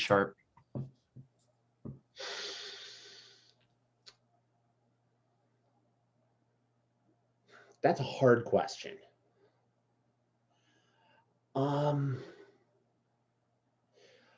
I worked at a startup very briefly that was a platform as a service. So the idea here was when we talk about cloud computing, we talk about kind of this I'm going to upload my code to this server or this group of servers and it runs. This particular company, and they're no longer in business anymore, sadly, but this company, they had this idea of we're going to build a whole infrastructure when you upload your code. So they had things like payments and billing and a tight integration with databases and a bunch of other kind of stuff that made it easier to write apps that go in the cloud. There's a lot of neat stuff about that. That was actually the company where I learned C#. There were a lot of issues there too, but I'm very proud of the product that they worked on. And then honestly, some of the academic stuff I've done. So many of you have either been or have heard of or will be in my 404 class, where we build a virtual machine. I built the virtual machine for that class in C#, but I've also been doing research where I'm building virtual machines for CPU architectures that I hope to build someday in C#. So those are probably the two biggest things that have grabbed me.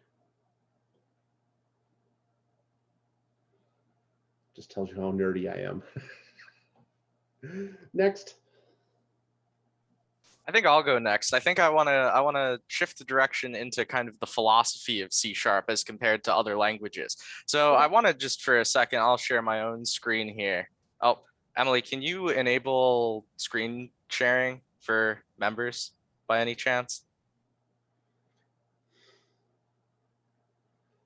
So while I get that going, what do you think? So I'm kind of interested because coming from the C++ community, where you have the C++ working group who really controls the direction that C++ moves in, who's controlling the direction of C#? And how do you participate in that compared to, I know with the C++ committee, anyone can go and join that, and you can be a part of all of the working drafts and everything and reviewing it and really getting into actually helping push the language in whatever direction you want. For C#, who controls what direction that the language is going in? The Illuminati. So it's all managed on GitHub. There's a foundation. I think it's the .NET Foundation. It's honestly not something I've done much with.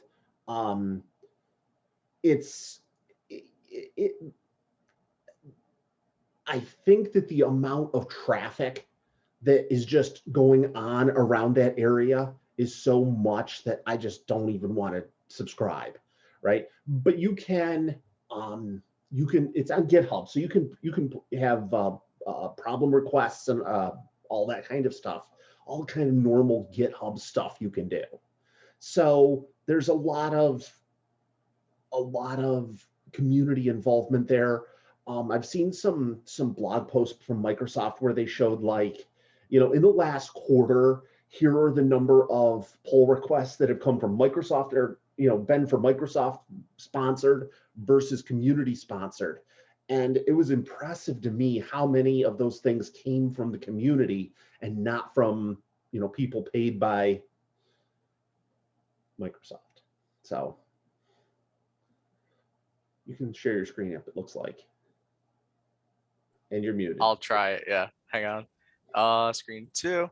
So I wanted to talk a bit now about the philosophy of operator hell in C#, because I feel like as compared to, so this is, people like to say that, oh, Java, operator overloading in Java is a bad thing, because, or the fact that they don't have it is a bad thing. You mentioned that in your video as well, that it's a contentious topic both ways, essentially, that there's people who really love operator loading, and personally I'm someone who really likes operator overloading coming from C++ and Python as well. They all support the operator overloading, and there's a lot of situations where that's very useful.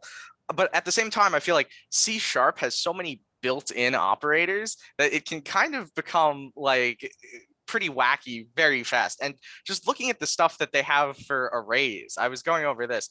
I noticed I was doing some tutoring for your 311 class, off the books tutoring for it. And I noticed in one of your sample programs, you used let's see if I can find it, the null coalescing operator, which is very interesting. I've never seen this in another language. Like there's a lot of operators here that are completely new as compared to other stuff. And also in terms of keywords, C# seems much more bloated than other languages as well. There's a lot more keywords in C# than there are in other languages, where normally you would see this behavior implemented programmatically. Now you're actually specifying a lot more using the keywords than you are in other languages, I would say. So what do you think, what's your opinion on the state of bloat in C# and just the general overall design decision to use more keywords, to be more specific about what different parts of things do, and about having all of these different operators to specify all of these different behaviors? There's all of this other stuff like the caret operator on these and things. I have no idea what any of this does, but it's interesting to me that they use operators for a lot of things here. Yeah. Well, at the risk of ruining any job offers that are forthcoming for me from Microsoft, I think a lot of languages fall into a particular trap.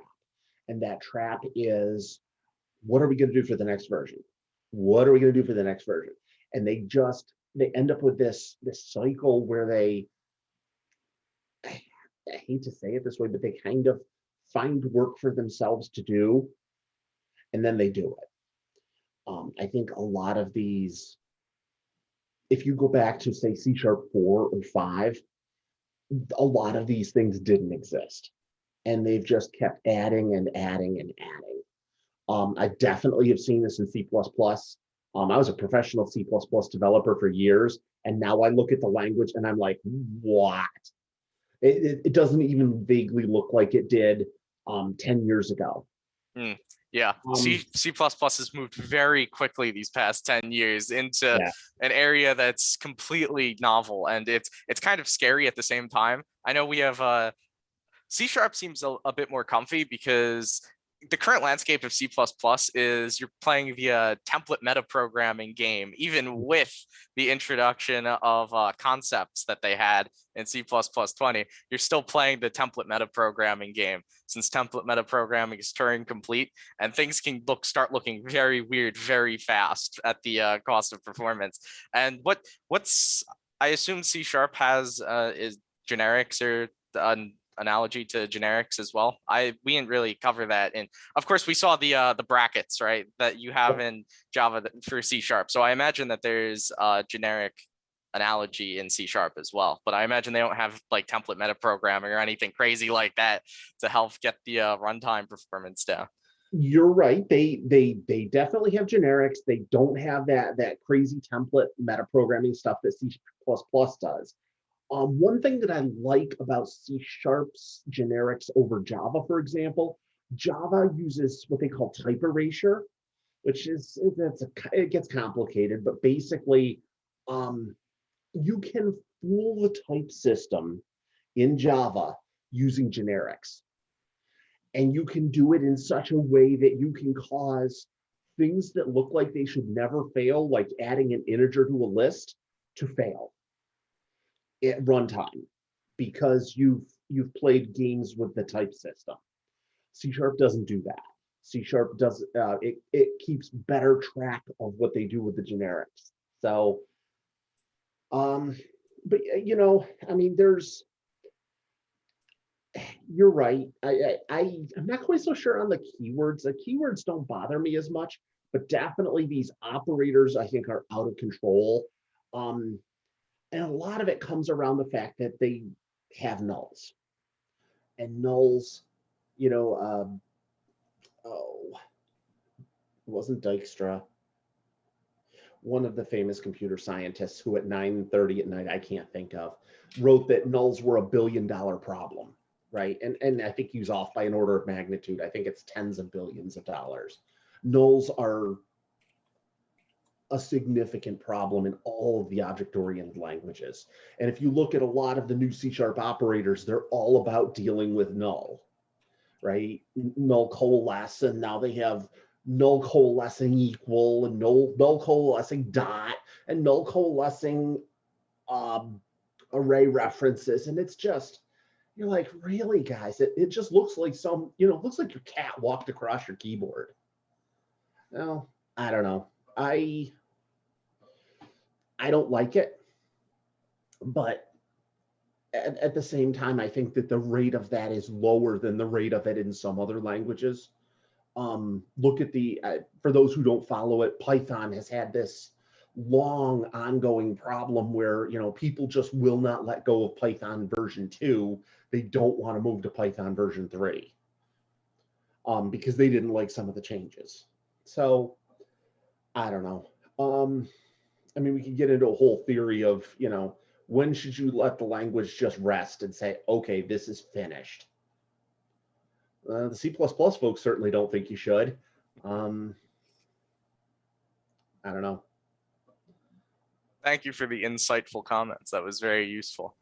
I also wanted to ask, there was just from a perspective of this was something I didn't really understand. What's the difference between an out parameter and a reference parameter? And why would you ever use an out parameter rather than a reference parameter? Because it seems like, I didn't really understand the difference in your presentation. Okay. So a reference parameter, if you're a C person, it's just like passing a pointer in. So that thing has to exist before you call the method. An out parameter is much more like a return value. It doesn't have to exist before you call the method. So it's a straight up return rather than I'm passing it in and it's allowed to be changed inside. So do you have to declare the out parameter before you make the function call, or can you just use it? Like, can you just say out and then that declares it and then you can use it right after? Is that the idea behind it? Yes, although there was a point in time where that wasn't true. You had to declare the variable before you used it as an out parameter, but they've added that now. You can say out var whatever. Okay, so you can basically just declare right there inside of the function the out parameter. That makes sense. Yeah. Excellent. Okay, I'm gonna let everyone else ask some questions before I go through the rest of my massive question list. Professor Phipps, I have another question quick, Sure.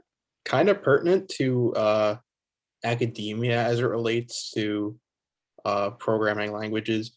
Now that Java is kind of seeing more of a, I don't want to say decline, but it's kind of going like, people are seeing that they're not going to really probably use it in the future. We've talked about that. Do you think C#, now that it's become more prevalent and open source, being used in schools, for example, classes like 201, because it has that ability to, as you said, if you want to use those nice sharp scissors, you can. Java doesn't let you.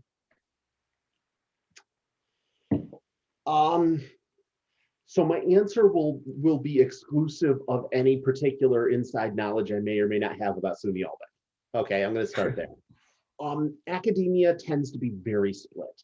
There are academic places that start you in Python, some start you in C#, some start you in Java. There are a few that start you in C. I think it's MIT starts you in Scheme, God help you. Everybody's got a theory, right? What's the best way to start? I think so long as Java stays in the top 5 or 10 languages, it's not going to move away from academia. There's not a clear runner up, right? C# and Java are both fairly close in age, fairly close in popularity, and fairly close as languages. So it'd be hard to make the argument to switch from one to the other. If you're going to switch your department and go through all the work, make all the slides, all the assignments, teach all the TAs, blah, blah, blah, blah, blah. There's just a ton of work. You really have to have a good reason for it. And I don't see this, I hate saying it, but the fairly small differences to be worthwhile. Couple of things in academia that have tripped me up. C# has unsigned and Java doesn't, so Java was really a difficult choice for some of 404. In a similar way, C# has unsafe, which would let me do some more things in operating systems that I can't do because it's Java. But we haven't seen a revolution in programming languages, really, in my humble opinion, since Java. There's not really much that I see out there that I'm like, oh, this is the hot new thing. There's lots of research in programming languages, but all that the research is really about what cool new little, functional language thing or whatever. It's Java is the last, and C# are the last 2 languages I've seen where the designers were thinking about programmer efficiency, programmer productivity. Haven't seen anybody do anything like that since. Arguably, maybe Python, but they made some really bad choices in my opinion. So I don't know what'll replace Java /C#, but I haven't seen any hint of it yet either. Maybe that'll be my 9th research project. All right, thank you. Sure. Professor Phipps, Yes, sir. it's not really a programming related question, but in UAlbany, is there any courses that offer C# to learn? To the best of my knowledge, no. You might take a look at informatics, you might take a look at cybersecurity, but for the most part, I don't think that there are. I know that we did at one point, we had an adjunct offer a C# course in the CS department, but it all depends on budget, which means it's not going to happen. At least not this year for sure. Well, I mean, though we're halfway done with the semester, of course it's not going to happen this year. It's possible, I think, that it happens next year if they have budget and if there's interest. Okay, thank you. Sure. You guys ask really good questions. I have a question about link. So, Okay. so you said that it only executes whenever you need it, right? Is there like a reason why they made it that way? Yes. Or, okay. That was an easy question. Could you explain? Sure.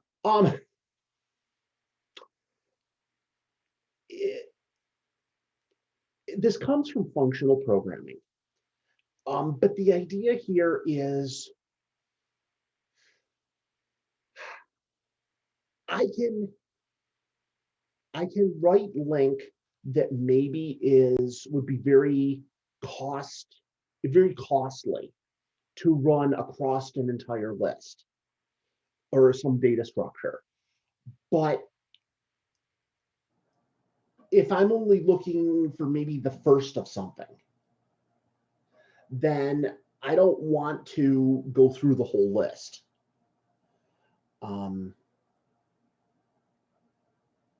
In addition, when you start looking at some of when we talk about link, typically we're talking about link to objects, right? We're working with objects, but there are other alternatives. Entity framework is all about link to databases.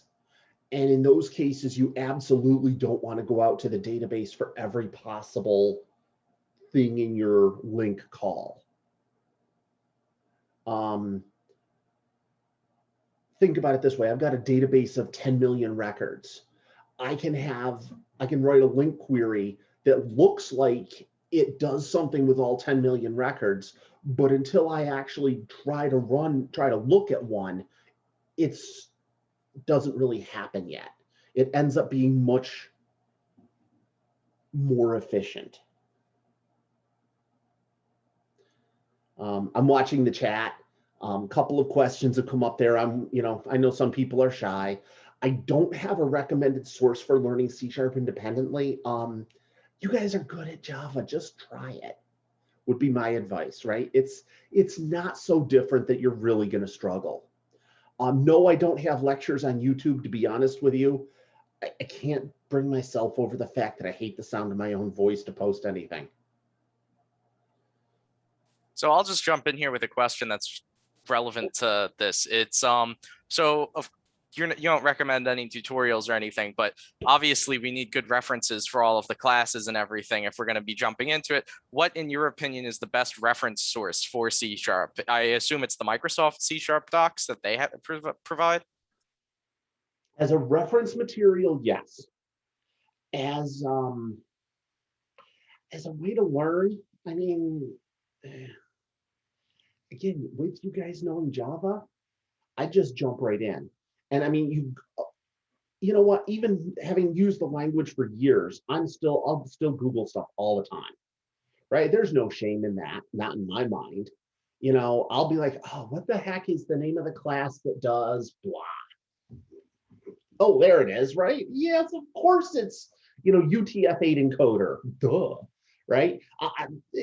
Your brain, my brain, has more stuff to remember than just the name of every class. So, if you want to learn some, I guess that, if you had some project you wanted to do, and I push everybody, I push every student. I think you need some fun projects that you do on your own for learning. One of the things the CS department doesn't do, and it's intentional, whether I agree with it or not doesn't matter, we don't teach web dev at all. I would advise everybody to try some web dev. And I think Microsoft's ASP.NET MVC is a great platform I've worked with a ton with. I hate web development, but it's a great platform and it's easy to get started and it's a good way to learn both C# and web development.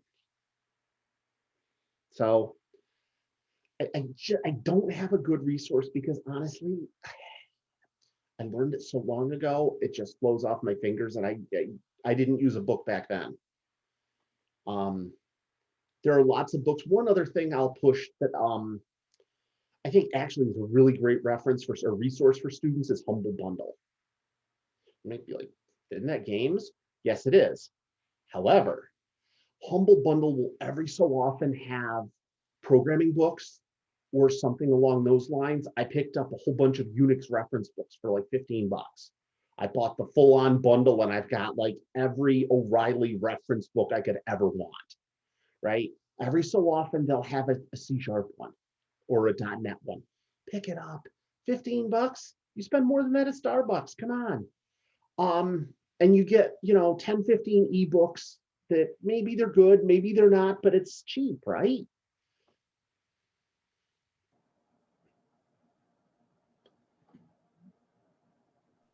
That's very useful information, I would say, because one of the big things, of course, while doing these projects is the fact that we always have to, I'm the same way when it comes to looking things up. You always forget the names of your classes and you just want to search up what the properties are and it exists, but it's been a year since you've used it last. So a quick Google search can normally resolve most of that.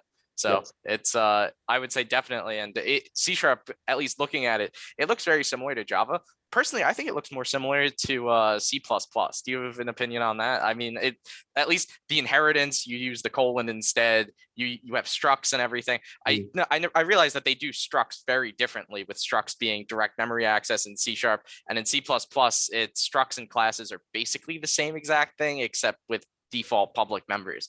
So it's a different approach, but I feel like notation wise, it looks a lot more similar to C++. It feels like C++, but they tried to add like Java keywords to it and then took it in a different direction. Well, so if you go back to history, because of course I'm old, so I love history, right? C++ came first and Java and C# came later. Java and C# kind of reached back to Smalltalk for some more inspiration. So I would almost say that like both of them are the love child of C++ and Smalltalk, and they're not, they're like Romulus and Remus, right? They're two brothers that are a lot alike, but they're always butting heads too. So yes, the O'Reilly books are awesome, most of them. I was going to ask another question, Professor Phipps. This is actually, I don't want to say it's less about the actual programming of C#. C# with Xamarin, I've heard, like, I know it's cross-platform and everything. This is coming from, I guess, like an application standpoint. I've heard some people say like, oh, I don't like when like doing like making cross-platform applications. I like doing one or the other because sometimes, I don't know, it doesn't cross over perfectly, I guess. I'm not really that into app development, so I don't know. What would you say about that? Like, do you think it's kind of the same, or do you think there's subtle differences? Let me start with where I draw from. There's a local company that does software for school bus drivers, like bus garage, bus driver management, all that sort of stuff. Friends of mine, yes, Tyler, thank you, good call. Friend of mine works there. He loves Xamarin. He said 95% of his code between Android and iOS is reused. In addition to that, I worked on a project for my master's class that was Xamarin, and it was awesome. I don't even have an Android device. And I was still able to build the APK. I wasn't able to test it, but Xamarin, I'm also reading the chat and Xamarin is not like React. React is taking a web page and running it locally on your device. Xamarin actually compiles to native code. So on iOS, it compiles to ARM. On Android, I think it compiles to JVM. Not completely sure. Why do I hate on Android? Because I've always hated Android. I tried it once, never liked it. That green thing scares me. That's awesome. Reminds me of Hitchhiker's Guide to the Galaxy. I had another question sort of closer to C#. I saw that Microsoft also developed a functional programming language for their .NET framework, F#. I was wondering if you could speak on that a little bit, if you've used it. I have not used it. Okay. I think the comparison is to something like Kotlin in the Java world. They both run on the same virtual machine. They use all the same objects. F# is for functional, and I've never liked functional personally. I get the value of it. It's just not my gig, right? I don't think functionally. I know lots of math folks that love functional programming. They're really math. The way their brain works is the way math works. I'm not that guy. So to me, I think of, and this is totally my bias, right? But I see the world in terms of objects, right? In front of me, I have the Emily object, and I can speak to her, and I can shake her hand, and I can remember her name, and she, I think in terms of objects. The functional folks would say, oh, Emily never gets her hair cut. Instead, we kill the Emily, we clone her, and we bring her back with short hair. And my brain just does not work that way. So, yeah, I've never worked in F#. I probably never will work in F# just because it's not the way my brain works. But it's okay, right? I've heard good things about it. In fact, LinkPad is actually written in F#. And if you didn't know that, you wouldn't. I mean, if I didn't tell you, you'd never know. So. Okay, thank you. You're very welcome. While we're talking Sharp families, what about the Q# coming out with the C# with quantum extensions for quantum computing? And while we're at it, why don't we discuss the state of scientific computing within C#? Obviously, I think C# probably lags behind significantly in the scientific computing field. It seems like recently Python's been the only thing in that field, which makes me very sad personally as a C++ programmer. What's the state of scientific computing usage for C#? It seems like it's much more geared towards application development than it is academia and the scientific computing side of things. Like, is there a matrix library that's built in? Is that like a separate thing? What's the state of scientific computing in C#? Okay. Take a breath, man. You're more long-winded than me, and that's hard. Love you, brother. I have to start with, I just don't know. I don't do scientific computing at all. I have no interest in it, oddly, right?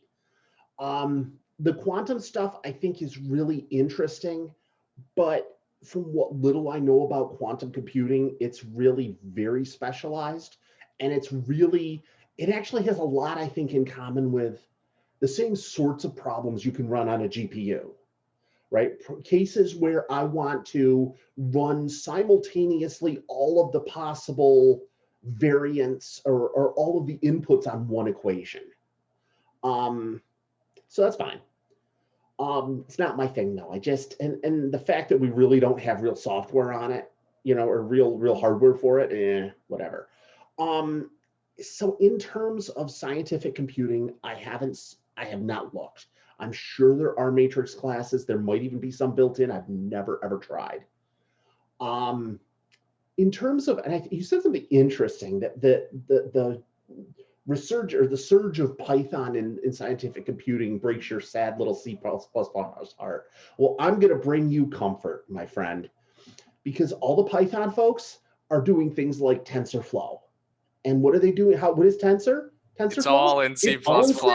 C or C++, right? Yep. So all they're really doing is writing, 10, 15, 30, 40 lines of Python that glues together their C libraries. So don't let it, when people want to know how to write real programs, they know what language to write in.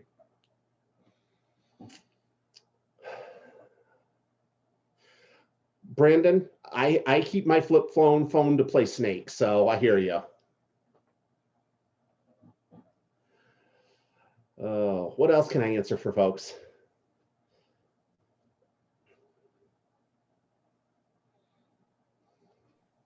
Why do you hate Python? That's a. I'm always honest with my biases.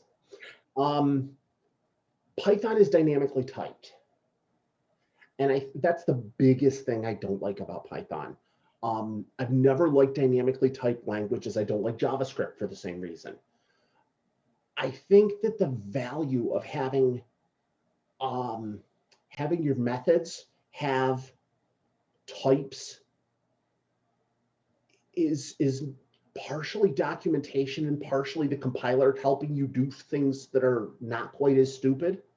The Python folks will say, well, yes, but that's what our tests are for. And that's true, but you have to write more tests to prove all those things. It's just better to do the right thing and put static types on everything. It's also, it's not quite true, but it's pretty much true that you cannot really compile dynamically typed languages. That's why they're all interpreted. I also think, I mean, syntax-wise, I think Python is insanely awesome with their indentation stuff. That's the thing everybody else hates, right? But that's the one I love. That's my favorite. I love the indentation. Mine too. But then they use, is it def or fn for functions? Def. They use def. Def. I'm like, why? Can you not type define?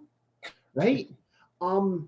They do some beautiful things and then they do terrible things. The whole underscore everything in Python, I think, is awful. Yeah, like the dunder in it for the constructors. Yeah. Yeah. They got so close with the syntax and then totally blew it. Also, the implementation with the big giant lock is kind of hot garbage. I understand why it's there. I understand why it needs to be there, but it means that in a world where we have, 16 core, 32 core machines, it means all of your Python apps are going to lag. Somebody asked in the chat, is there any benefit to Objective-C? I don't think there is an Objective-C++, but there is Objective-C. There unfortunately is an Objective-C++, and I have no idea why anyone would use it. It doesn't, I've heard of it. I know it exists. That's all I know about it. Well, that's a new one on me. But Objective-C, I had a great experience with. I did some early iPhone development on Objective-C. Here's the thing. If you know C, Objective-C is 20 to 30 minutes of learning. And you can do objects without all the complexity of a language like Java, C++, C#. The objects in Objective-C are really, really easy to use. It doesn't, like I said, some of these languages, they look like your cat just walked across your computer. Objective-C doesn't. Objective-C is really well designed in terms of not having crazy operators and all this stuff.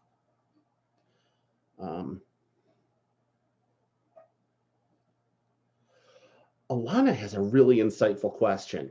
You said that those in charge of C# code management have added a lot in the last few versions. Are these additions really useful for common things? I think mostly yes, but mostly I think they're shortcuts, right? So I actually had a student email me and say, what's this null coalesce operator? And I said, oh, well, it's really, really easy. You can replace a null coalesce operator with this if statement. And that kind of really makes me think, well, if that's all it really is, why are we putting more, random sets of characters in the language just to replace one if statement? I mean, really? And every language, I think, gets this bug. Objective-C syntax actually is really nice, but it's weird. It takes some wrapping your head around. But seriously, as a C developer, I sat down with Apple's little book of Objective-C, and I learned it in hours, a few hours. You might also look at Swift. Swift is a really interesting language. There are some interesting languages coming out. I don't see any as replacements, but Swift is interesting. Rust is interesting. Go has some interesting features. Dart is interesting. I don't know that I'm in love with it, but all of those, you know, this is the most random thing ever. But I read Sam Walton, the guy who founded Walmart. I read his biography. And one of the things he said is that he would walk through his competitors' stores and he would find like the one thing that they were doing well. And he would go steal it and go do it in his stores. And I think when you look at languages, there's a lot you can do with that, right? You can go and look at, the borrow checker that they have in this language, and you can look at the indentation-based syntax in Python. And I think it'd be really interesting if you were to put together like the best of all worlds, according to you, right? Figure out what you want it to do and build a lexer and a parser. No, James. No. We're having a workshop on that on April 1st. It's going to be very fun. You gotta bleep it out, dude. That's very appropriate. I was gonna ask Professor Phipps real quick. It's kind of not great. I know we're talking a little bit more about like programming languages in general at this point. If you wanted to try to create like your own, like not like elementary programming language, I don't know, I don't really know the question here, but do you think that's like doable for someone who's like an undergraduate other than like, I don't know. If you're in my 311 class, absolutely. Yeah, because I know we're doing like the I guess beyond that, like with like functions, like I know adds more complexity and whatnot and that kind of stuff. So as we talk about in 311, there's kind of two parts to language. One part is the reading the text and figuring out what the keywords are and all that stuff. And that's all pretty basic, right? Like it's not trivial to do, but once you've been through my 311 class, you could do it with no problem. Then you get to kind of the other side, which is, all right, now the computer has this idea of what my program does. What do we do with it from there? The classic is to write a compiler, so to output machine language. The problem is, as an undergrad, you can't do that until after 404. And even then, it's not trivial to do. But building an interpreter or a virtual machine is doable. So, I say this, and it used to be like a rite of passage, like every undergraduate would write a compiler. It was part of being an undergraduate in computer science. We've gotten away from that because it's not a skill most people really need. And I brought a little bit of that back to 311 because I think while the compiler part of it isn't super important, the parsing out of the text is that important. So, I've written things in my professional life where I'm getting random files from people and they're in some crazy format and I have to read them. And sometimes that's my use case for lexical analysis and parsing. Dan brought up the language Pony. A couple of years ago when I taught 311, I actually had everybody read the docs for Pony and write a paper on it for the final. Yes, spring of 2020. How did I find that? I want to say Reddit. I subscribe to Reddit R programming languages. But also Hacker News is another one. I read both of those pretty much every night. Not everything that's on there is gold, and a lot of it is the opposite of gold. But you know, there's always something on there that makes me think. So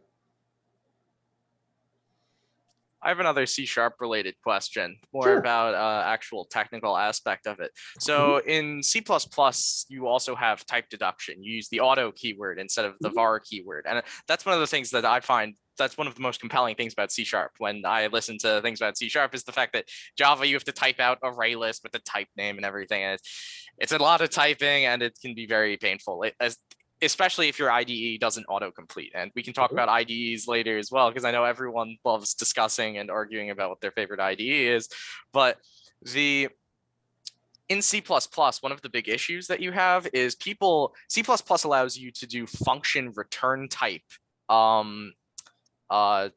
type deduction as well. So you can return auto from a function and it will determine what the return type is. Are you able to return var from a function in C# and have it automatically deduce the return type based on the return from the function in C#? Because I know in C++ that can become an issue because people really like to just return auto from functions, and it makes it like almost impossible to tell what your function is actually returning. And it can get very annoying very quickly. There are two ways to take what you're saying, and I think what you mean is make the function's return type auto. And Exactly. no, C# does not do that to the best of my knowledge. That's very good. That's one of the bad practices in C++ that I don't think they should allow, but they allow it anyway. Now, having said that, you could say like var foo equals some function. And the foo will be whatever that function's return type is. Right, of course. Right, okay. So yeah.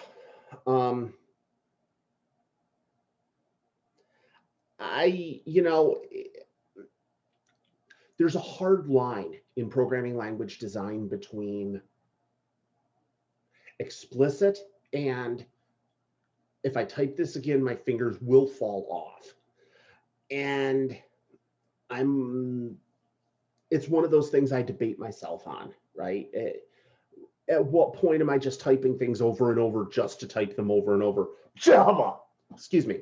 On the other hand, you know, like you say, you can just go crazy with type inference.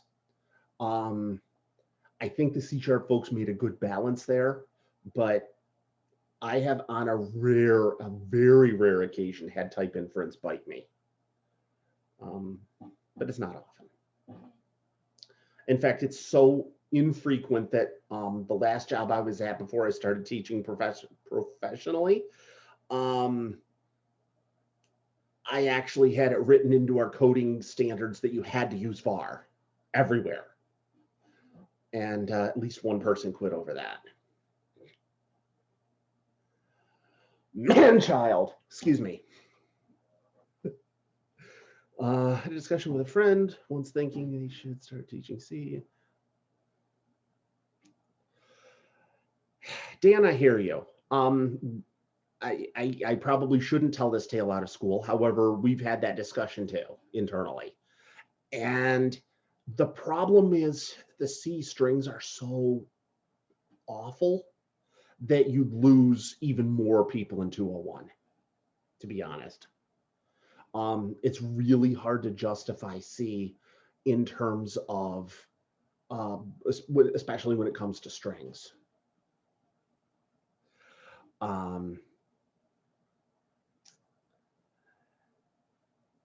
If C had strings and maybe had print built in like Python does, and this is why a lot of people teach Python to begin with.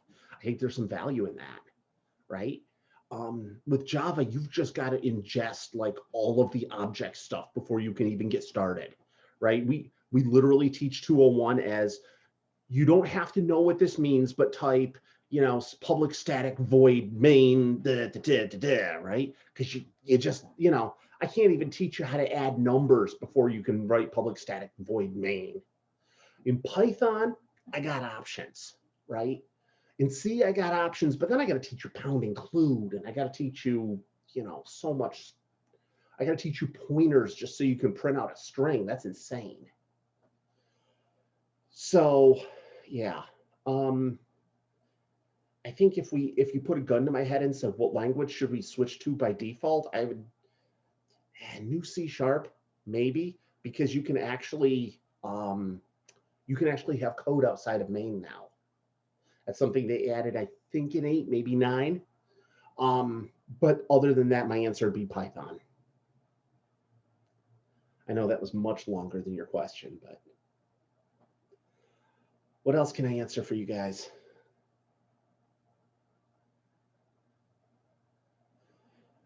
I will not answer that.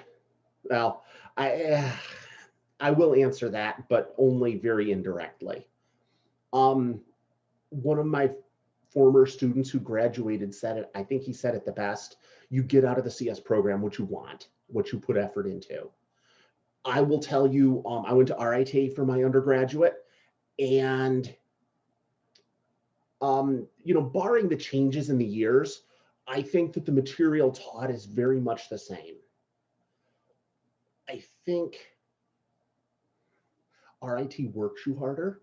RIT, man, I was doing 60, 70 hours every week just to keep up. I think you can do a lot less here. I think I've seen students that come out of here just with brains out to here, right? And I've seen students that honestly could barely code and scrape their way through graduation. So if you want to learn to be a good computer scientist, and I'll tell you, I know most of you on this call, and some of you are already outstanding computer scientists. It's doable. Albany will teach you everything you need to know, but you got to want to learn. And if you just want to scrape by and get your diploma, you can do that too.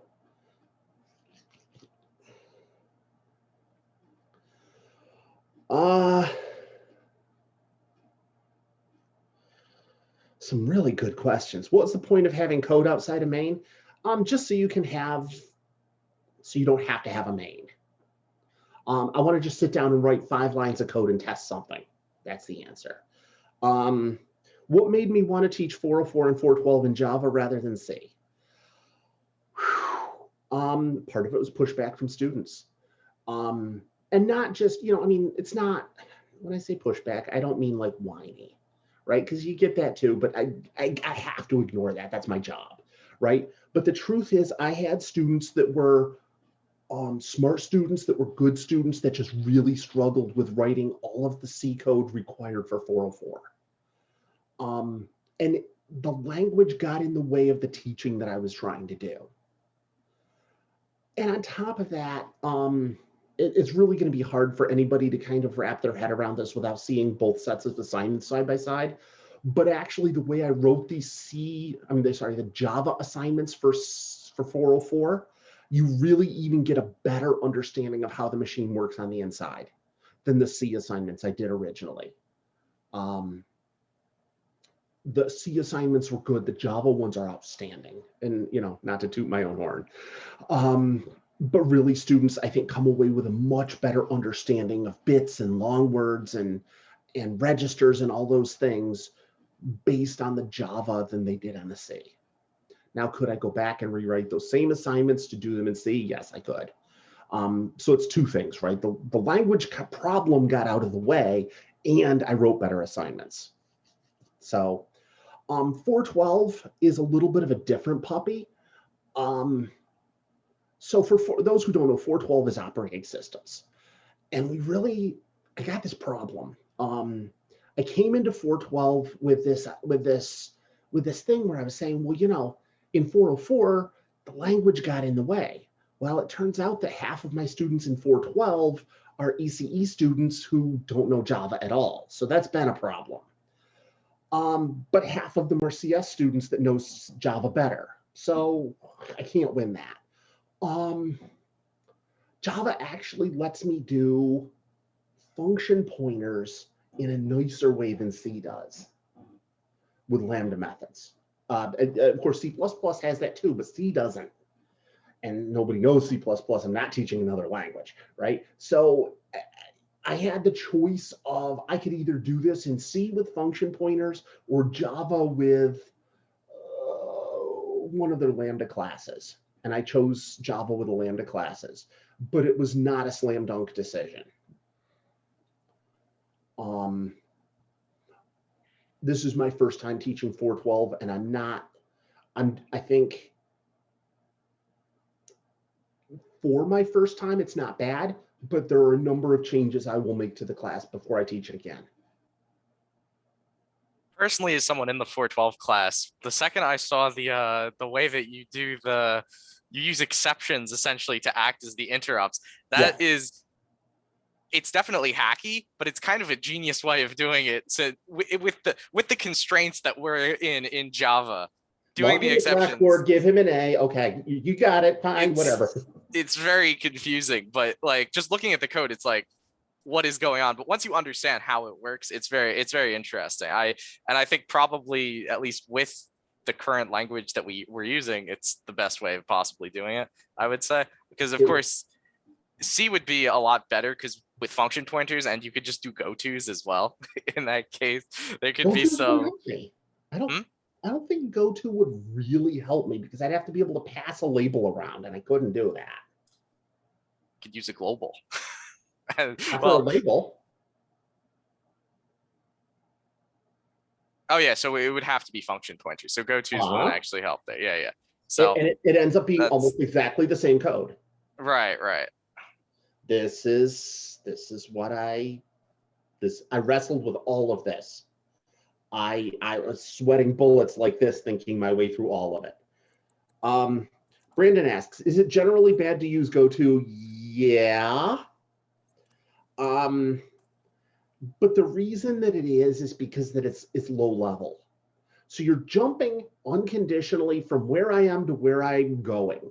And the question you got to ask yourself is, why am I doing this? Right? Why am I all of a sudden jumping from here to over there? And typically the answer to that is one of two. Either I'm buried 16 layers deep in if statements and I have to panic and jump out and I don't have exceptions because I'm not working in Java or C# or C++.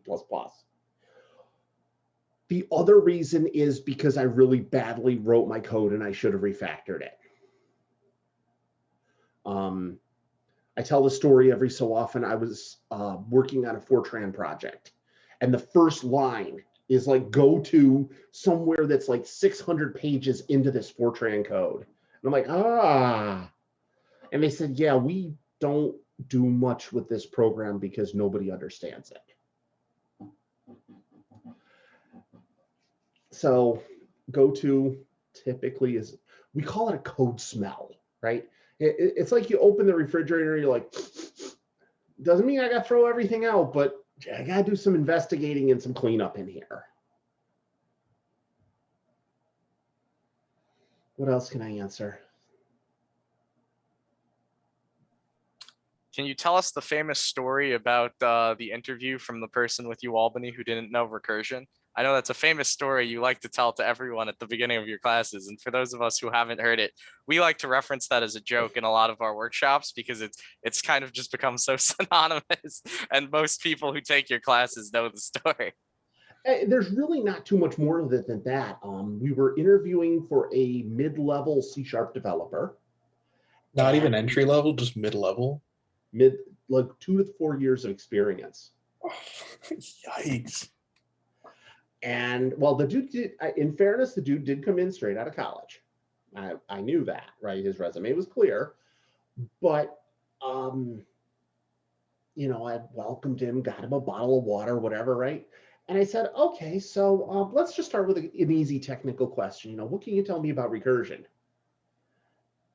And he just looked at the table. He said, I don't know.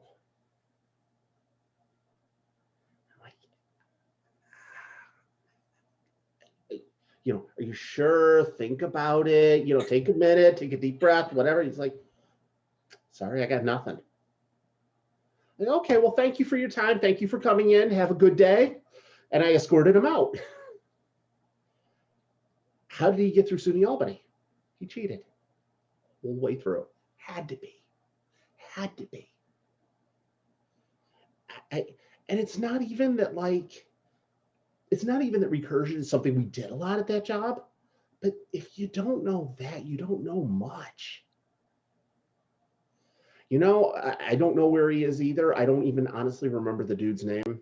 And this I hope he's doing well. I don't know. I hope everyone does well, but I hope he's in some other field. This is probably almost 10 years ago now. So, oh boy. Google's apparently, their hiring practices are apparently really going down. Now, I do feel bad. I mean, I couldn't hire him, right? I really couldn't just go to my boss and say we should hire this guy, but I feel bad at the same time. Like, I feel bad when anyone doesn't make it through one of my classes, and I felt bad that I had to tell this guy get out, but I'm not going to waste my boss's money talking to somebody that just is clearly not a good choice. The only thing I've ever had that was sadder than being a hiring manager was having to fire people. Yeah, it does not sound like fun. But it was the same thing. Dude came in, talked a mile a minute about all this stuff that he knew, and he was hired before me, and didn't know jack. The last we put him on like one of these performance improvement plans, gave him 2 weeks to work on a task. He did not finish after 2 weeks. I did it in 3 hours. You know, and this guy came in as a senior software engineer, right? Like, yeah, with like 10 years of experience, supposedly. I mean, he had to be like lying then. Like, oh, there's no question. There's no way you go 10 years and, oh my God. That's crazy. Do I remember the task? No, I'm sorry. I wish I did. We're talking 4+ years ago. But it just wasn't that complicated. I mean, I'm no, hardcore machine, and I could do it in less than half a day, Oh, yeah. I know it's getting pretty late, so why don't we have a few more questions and then wrap things up? Because I know we don't want to keep you too long, Professor Phipps, either. Normally, some of our meetings can go till like 11 at night, but I know since you're here, it's we don't want to keep you too late, of course. Well, since Emily warned me, so I took my Geritol.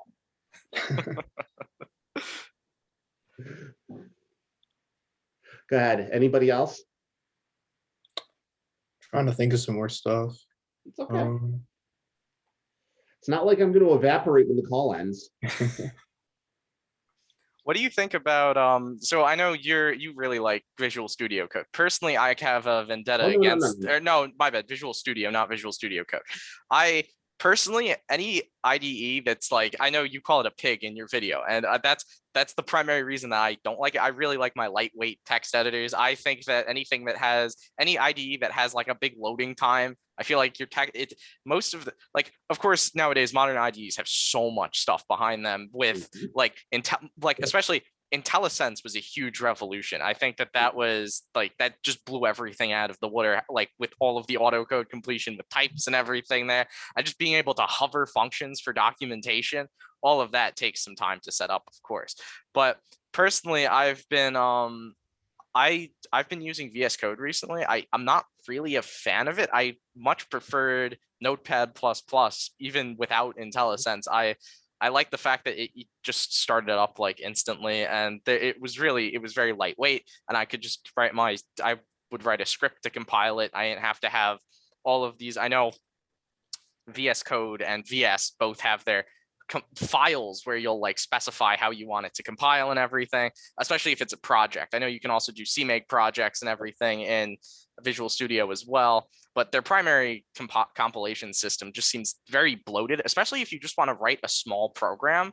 It can really get out of hand with like each of your project files will end up being like 250 megs of space, even if you only have a few lines of code. It seems like there's a lot of just kind of big and unnecessary bloated things about Visual Studio. So what's your opinion on the modern IDE landscape, essentially, is my question. Sure. You're not the use case. My typical day as a developer, well, first of all, I'd never shut my machine off, but let's say some hypothetical night I shut my machine off, or Windows, gracefully decided to reboot itself for me.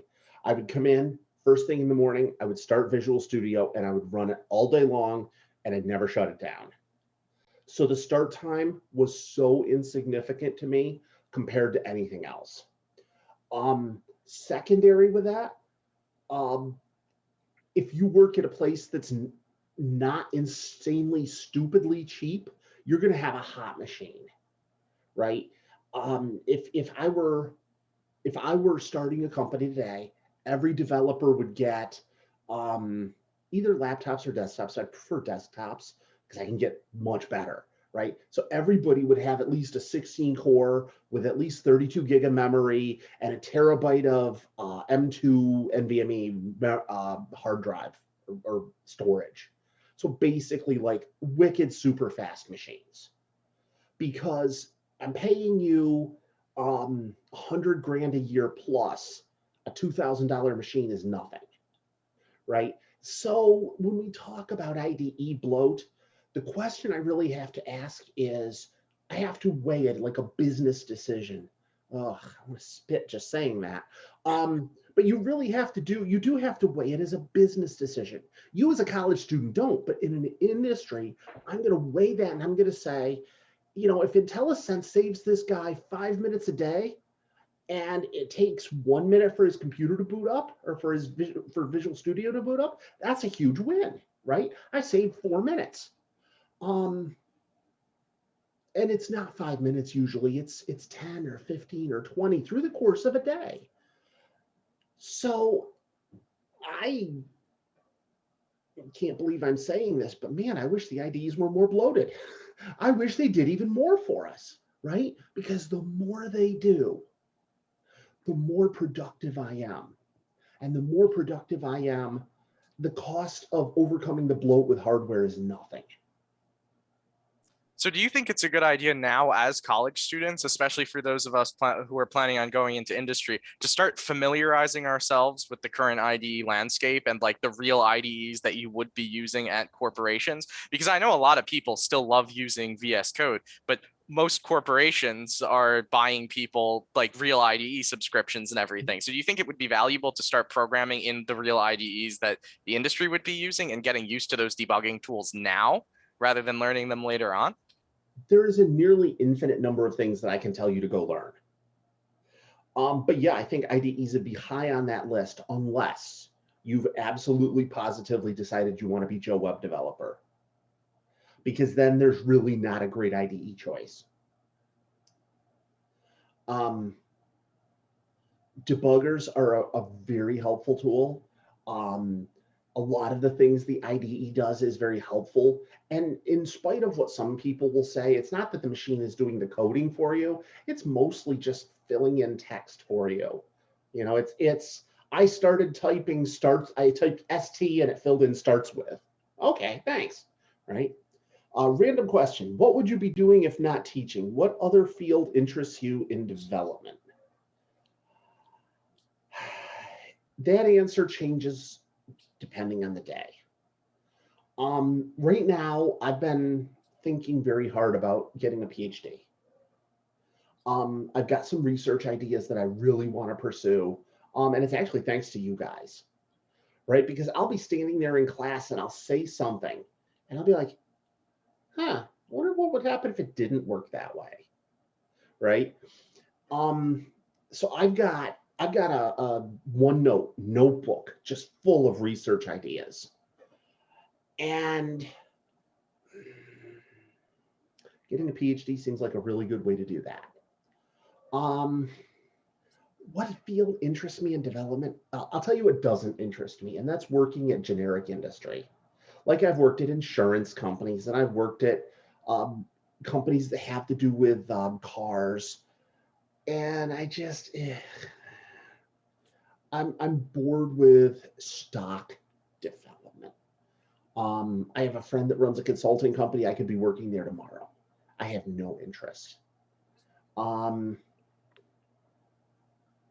Researching would be interesting. I kind of want to go back to my roots and do game development, but there's no game studio I'd ever work for, so it'd have to be indie.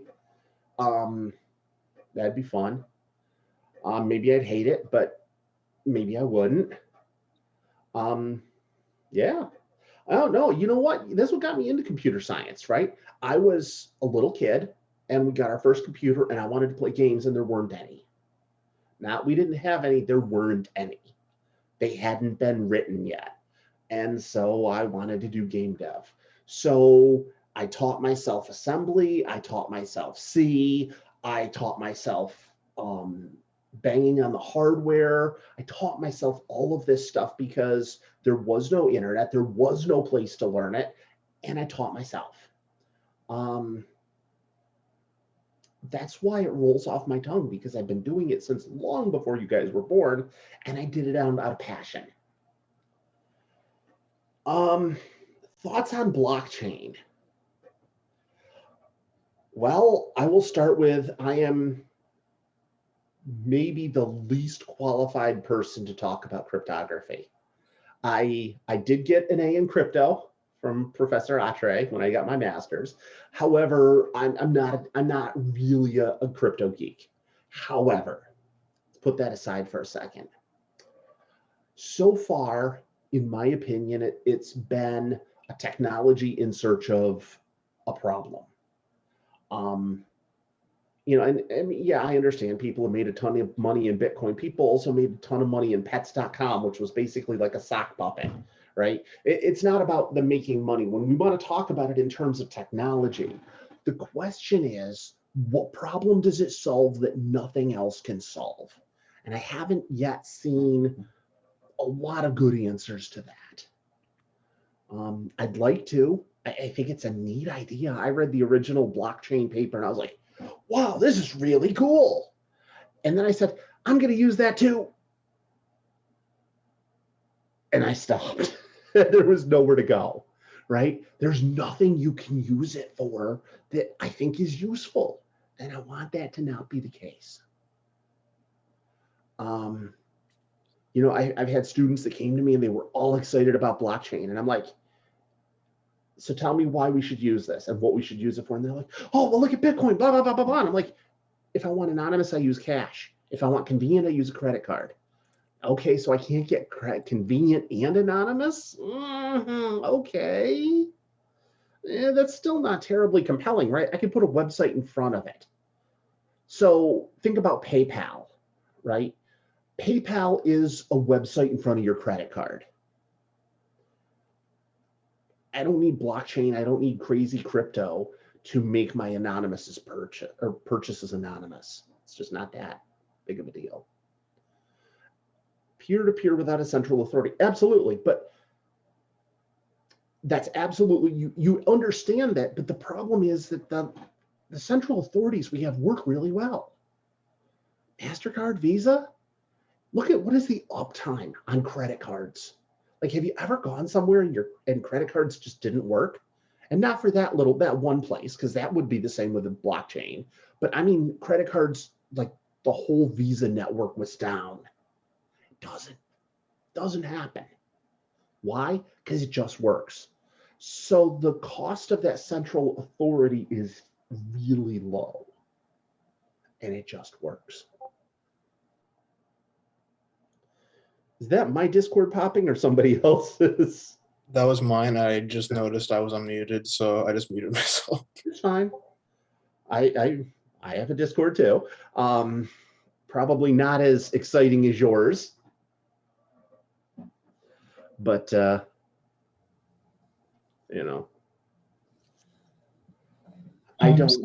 Go ahead. Oh, sorry, slightly off topic question. I noticed that you're not making students write about pony anymore. Are you still making them write about the mill architecture? No. I thought about it. but I've done it, and there aren't a lot of other interesting architectures out there. And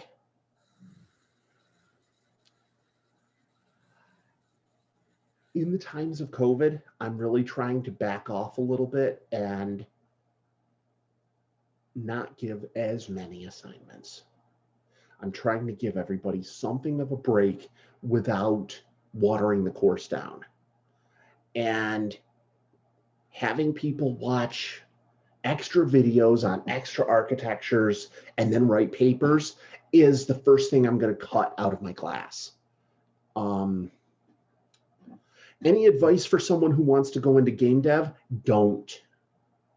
I've had many friends that worked in the game industry, and really you're better off in almost any third world country as a slave than being a game developer. It's awful. I'm sorry. I wish it wasn't true. You know, it was my dream. It was your dream. It's everybody's dream, right? We all want to do it. The truth is, what do you call it when you've got a job that everybody wants, right? You call it 80 hours at 25,000 a year. That's what you call it, right? You get 18 people living in an apartment all doing game dev just so they can live, right? Ugh, who wants to live like that? This is a true story. I had one of my former students. They're 2 years out of SUNY Albany. They're making better than 100 grand a year. Would you rather do that, or would you rather work 80 plus hours at 25 grand a year? I know which one I'd choose, right? Game dev, really cool. Money, way cooler. Sorry. It kind of plays into another thing too that I've heard a lot of people say, and I've definitely experienced it. Like if you don't have an interest in something, give it a chance. You might get interested in it. You know what I mean? Yep. I feel like I've definitely seen that and experienced that before. Like so if you're like, I was just saying, like, if you're set on one thing, there are other things that you might be interested in. You know, one of my students that I give him this, I always give him dating analogies, but they work so often. And, you know,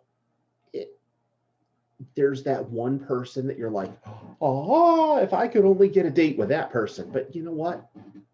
There's 3 billion others out there of the same gender. And if they're not interested, pick somebody else, right? It kind of is the same thing with, you know, game dev is going to be like that abusive partner that just makes you miserable all the time. You know, you're much better off picking something that's holistically better for you. If I were going to do game dev, I'd do it as a hobby. You know, and if you look at, there's never been a better time to be a hobby game dev, an indie game dev. So many of the very popular games, I mean, even stupid crap like Flappy Bird, right? Made gazillions of dollars, right? And, you know, you build something and you put it out there, and if it does great, awesome. And if it doesn't, you put it on your resume, right? I would not want to depend on game dev for money. But, you know, it's like playing a lottery ticket, right? If it works out, it's awesome. So I'd consider that. What else can I answer?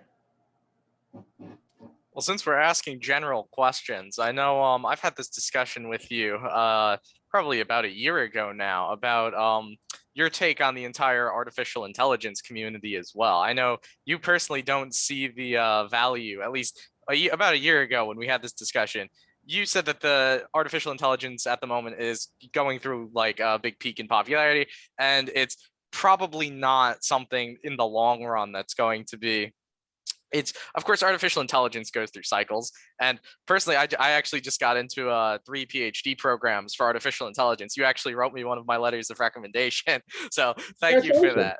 But it's so I just want to hear your current take on artificial intelligence again, and have everyone else hear it as well, because I know you have an interesting take on it that definitely you're not the only person who has that take, and I think it's valuable for people, especially a lot of computer scientists kind of see artificial intelligence at the moment as like, especially undergrads see that as like the pinnacle of computer science, like, oh, that's where all the money is, that's where everyone, all the like the big research is happening. So I'd like to just hear your opinion on that again.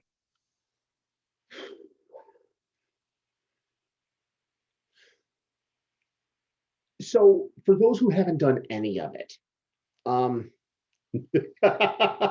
artificial, Dan, you kill me, dude. Artificial intelligence is really an amazing one-trick pony. It's applied statistics is really all it is, right? Statistically, if this particular pixel is this shade of gray, this is probably a wildcat. Well, okay, right? When you look at the man behind the curtain, you're like, oh, I thought we were really making like these deep strides into how the brain works. Nuh-uh. All we're doing is playing cool math tricks. Very cool, but playing cool math tricks. And I say that a little bit derisively, and I kind of mean it that way, because when we say intelligence, that implies like a kind of inductive learning, right? Like, when I touch the stove, my hand burns. And that's the kind of thing that those kinds of conclusions are things that most AI systems generally, the way they work today, aren't going to come to, right? They're great for identifying. They'll see patterns, they'll see shapes, they see those things. But when it comes to those leaps of I don't know the right word. I don't work in this enough to have that vocabulary, but like, I noticed if I ask my boss for something on Friday, he's likely to say no. AI probably isn't going to come to that conclusion, right?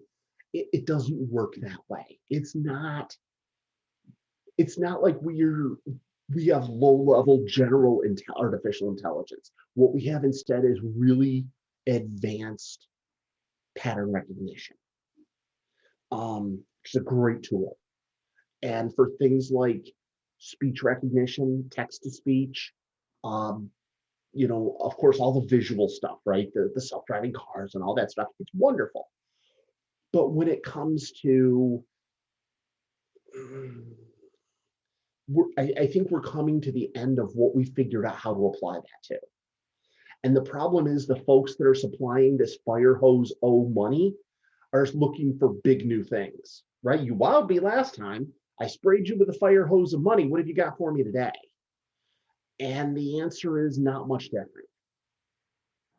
So I think the fire hose of money is going to point in a new direction. I don't know what that direction is. We'll see. Well, I'm pleased to say that I did take your advice into account from when you told me the exact same thing 1 year ago. So I'm going into the subfield artificial general intelligence, which is much more interesting than the statistical models. Actually doing knowledge graphs and everything and trying to get general reasoning systems up. So that's going to be a lot of fun, hopefully. I look forward to investigating the field further. I think that'd be really interesting. Where are you headed? I'm actually not sure. I'm trying to decide still. I'm currently going to lab meetings with the chief editor of the Journal of Artificial General Intelligence, and he has a really good program, but it would put me like 80K in the hole. And I'm not sure I'm ready to go 80K in the hole. And I'm getting some really promising packages from Stony Brook and RPI, whereas Temple would put me 80K in the hole. So we'll see. Yeah. I'm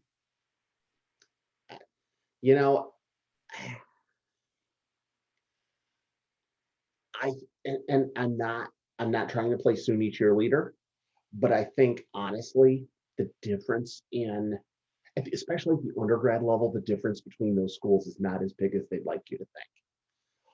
At the grad level, that's a little bit of a different story. Especially if you're headed into research or if you have an interest in research.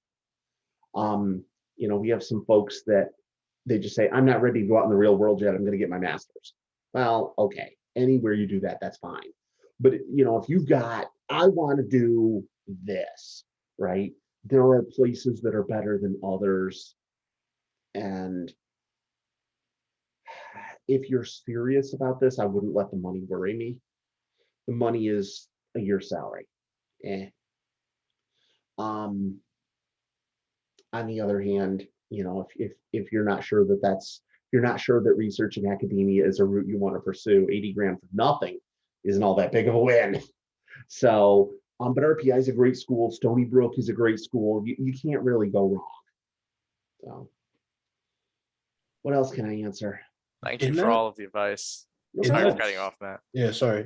In that same vein with artificial intelligence, what do you think about machine learning decision making? Because I know that's kind of like a different part. I know, well, one of the things I went to a kind of like Spotlight, Amazon Spotlight, and there was a senior software engineer who had a team pretty much working on machine learning decision making, pretty much seeing how they can optimize their routes and like pretty much do everything like that with machine learning models. So what do you think? What would you think about that kind of a field? It's not an area I know a huge amount about. I'm going to start there. But things like route optimization are things that AI tends to be very good at. The AI that we have today tends to be very good at. So that makes a lot of sense to me. But the AI people, the general public are expecting, where you know you'll have a computer that's like a 4-year-old kind of thing. I don't see that happening. Probably not in my lifetime. We don't even understand how the brain works yet, right? I feel like I was gonna say like using AI where it's actually effective, I feel like it'd be a really, really great thing. But people expect it to be like, I don't know, in like 10 years or 5 years. They even think about it now that it's like gonna be like a human level artificial intelligence. Like it's all math right now, right? It's like, you know. But I think using where it's effective could be really interesting. It is really interesting. I'd love to see some more, you know, especially when when I'm emailing students, the text, speech to text. I use Siri text to speech all the time for responding to emails. And it gets a lot right, but it also gets a lot wrong, especially because English has so many homonyms. You know, it can't figure out the right meaning of two, or two. So, I'd love to see some improvement in that. How long until the singularity? Ugh. It's 2040, 100%. Optimism, people, come on. I don't buy it. I don't believe it'll be one thing. I think there will be, we're progressing toward it, absolutely. And I think we're seeing some of it even in the near future, but some of it'll be much further out. The hope is that we don't hit the great filter and have the AI destroy us before it augments us. That's the concern. I so want to be mean and sarcastic and say, if you're working on it, it won't. But I'm just teasing. Seriously, you know, there's that classic kind of science fiction story about the artificial intelligence that turns the entire universe into paper clips, right? We give it a goal to make paper clips, and overnight it says, okay, I'm going to buy everything in sight and turn it into paper clips. And then, I buy all the fields and I'm strip mine them for iron. And then, as a result, there's no food and everybody dies. And then I build rockets to go out into space to mine asteroids to make paper clips. Yeah, I don't know. I'm not so convinced on that sort of thing. Reminds me of a classic line from one of the best computer science movies ever. If you want to see what computing was like in the 80s, watch the movie War Games with Matthew Broderick. But in that movie, they automate a bunch of things and kind of a rogue AI takes over. He has that 5-year-old mentality. And there's a general in the movie, General Jack Behringer is his name. He says, I'd pee on a spark plug if it had shut this thing down. It's just a classic line from a great movie. I mean, to be honest, part of it is because I was a nerdy little 11-year-old when it came out, but it holds up. So yeah. Do I watch Silicon Valley? I have not seen that yet. I don't have HBO, and my Skull and Crossbones hat fell off. So no Silicon Valley for me yet. I've heard good things about it. I did not answer the question about Neuralink. My boy Elon likes to exaggerate a little bit. I think it's a really cool idea. One little known fact, in between my computer science gigs, I worked briefly for my dad's company, which was helping people in wheelchairs. And the idea of Neuralink for those folks where they can drive their wheelchair just by thinking about it is incredibly exciting to me. I love the idea. I'll believe it when I see it. Not even close, dude. I actually forgot to ask before. I know you're a big Vim guy. We had a Vim workshop a couple weeks ago that Robin hosted. You want to talk about a little about why you like Vim? Because I know you said it a few times.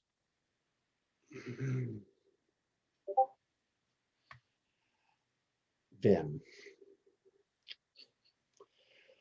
Well, it's like this. When I was a young RIT student, our Unix workstations, I was the first class where they were actually running X Windows. Prior to that, they did not use a graphical user interface and everything was text only. The machines never got upgraded, so they crawled like slugs trying to run a desktop. Mind you, these were Sun 350 workstations. They had 12 megahertz processors and 4 megabytes of memory. Okay, so trying to run X Windows was painful. As a result, all the smart people in the lab changed their startup script to not run X Windows and instead work from the command line. But of course, the only editor we knew how to use was something that was windowed. So I had to learn Vim. VI back then, right? There was no Vim.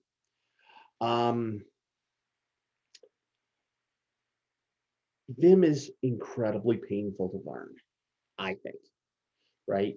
I would not tell Joe Rando that they should work in Vim. However, you guys are at the start of a very long career, and I am infinitely more productive in Vim than I will pit myself against any new school text editor.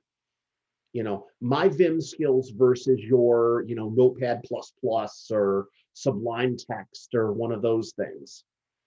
I would absolutely crush you in editing efficiency, but it's really painfully hard to learn.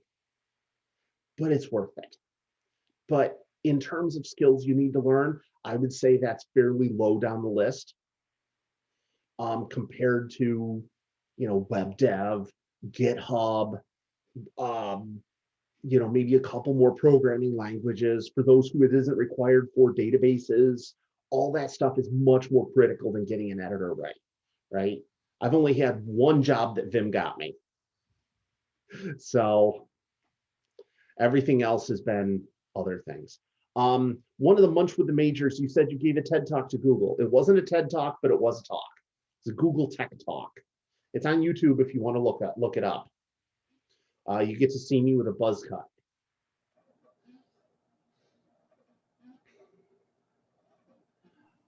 Little known fact, you're actually the person, you developed your own operating system a very long time ago, right? The Haiku operating system.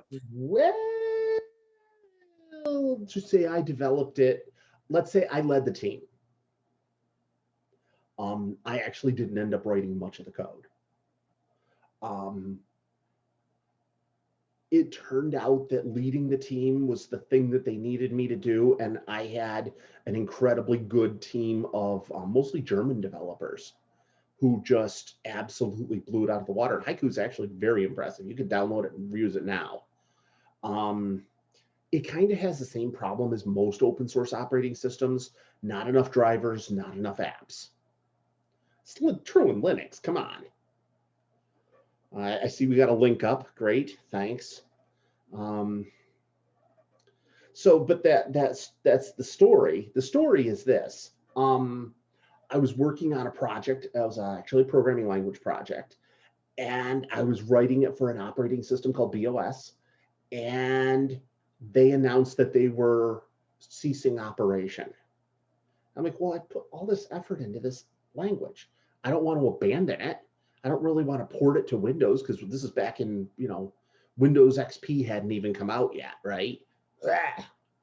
Tried Linux. Linux was so stupid back then. I was like, this is even worse. So I said, well, I'm going to write my own. And I had no idea how deep that undertaking was. It's literally, this is the 20-year anniversary of Haiku.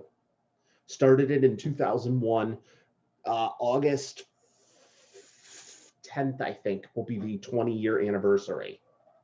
And they're really they're in beta. 20 years, that's insane, right? But it was kind of cool. I had some great memories. I met a lot of friends.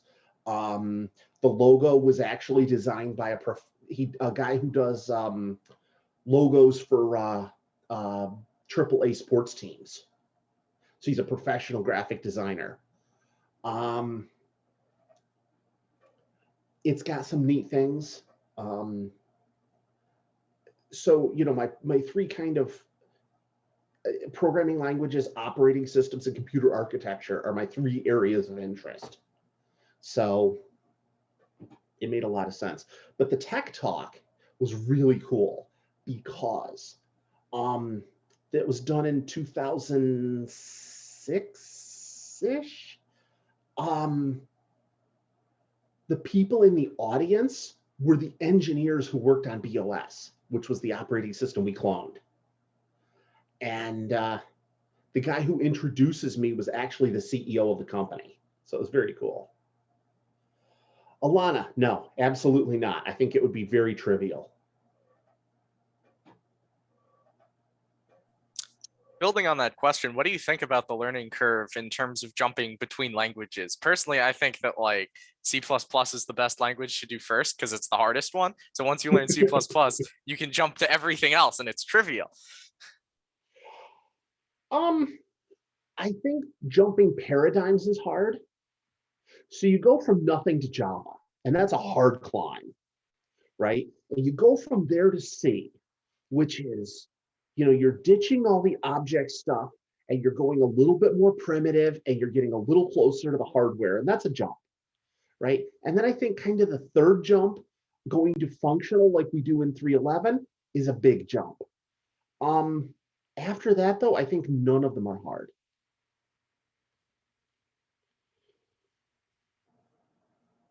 I know assembly used to be quite a jump when we actually taught it in 3.3.3, and that class would destroy people, and then it destroyed people so hard that they had to switch it over to a C class. That is not true. Really? Is that not the reason why? That is not the reason why I was involved in that reasoning. We had a class called 402, Systems Programming, and that destroyed people. So we shifted things around so that 333 became C and Systems Programming, and we moved assembly into 404, Computer Hardware, because it really makes more sense there. And doing that, we took 3 classes and put them into 2, which gave us a slot, which we were able to put in databases as a requirement, which was a huge thing to me. In 20 years of experience, I never worked at a place that didn't do SQL. And I couldn't even believe we were turning people out that didn't know SQL. Brandon's comment makes me think of Star Wars. The see if I can get the quote right. How good am I? My first job was in binary lift loaders. That should be no problem, or something along those lines. C-3PO from the first movie.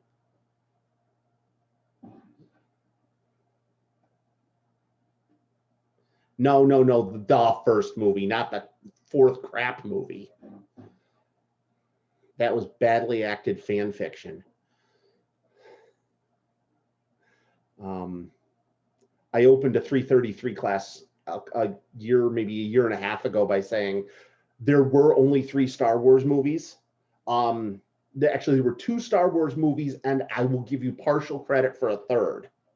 Star Wars, Empire, and Rogue One. And you only get the partial credit for the last 15 minutes.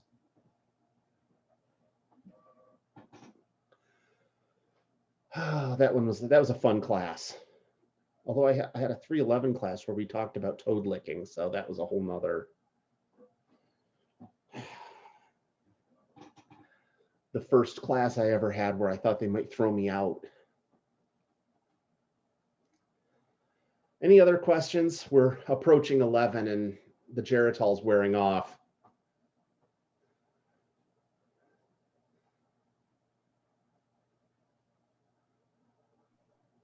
Does anyone else have any questions before we wrap things up? I'd like to give the schedule for the next week before we wrap things up for all of our members. Last chance for questions. Going once, going twice.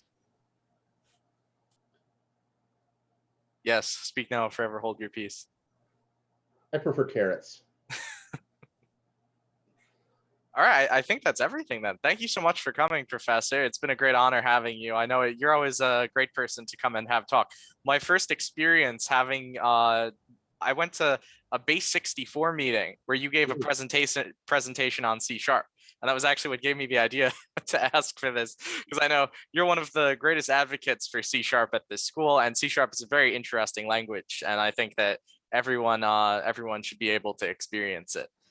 So thank you so much, Professor. It's been a great honor having you. So everyone, for next week, I'm going to go over what our schedule is. Tomorrow night we have project development night. Then Tuesday we are eBoard. We're going to be meeting with the CDO to discuss potential for joint events. Wednesday we're going to be doing the SA meeting. Thursday Tony is having a workshop. Tony, do you know what your workshop is on? It's probably going to be the it's definitely either a REST API or the podcast. Beautiful. Thank you, Tony. And then side project development night on Friday. So that's our schedule for next week. It's another full week if you're an officer, but everything else, it's exciting. And thank you again so much, Emily, for being the one to really organize this and reach out to Phipps. It was great to be able to get him here, and we couldn't have done it without you. So with that, I'd like to thank everyone for coming. I hope this gives everyone a good idea of what Professor Phipps is like. He actually teaches almost all of these classes, and this should give you a good idea of some of just the philosophy behind his teaching style and everything. And he's a really down-to-earth guy. He's really fun to talk to. So thanks for coming, everyone. Have a great night, and I hope to see you all tomorrow or at some of our future events. So thank you.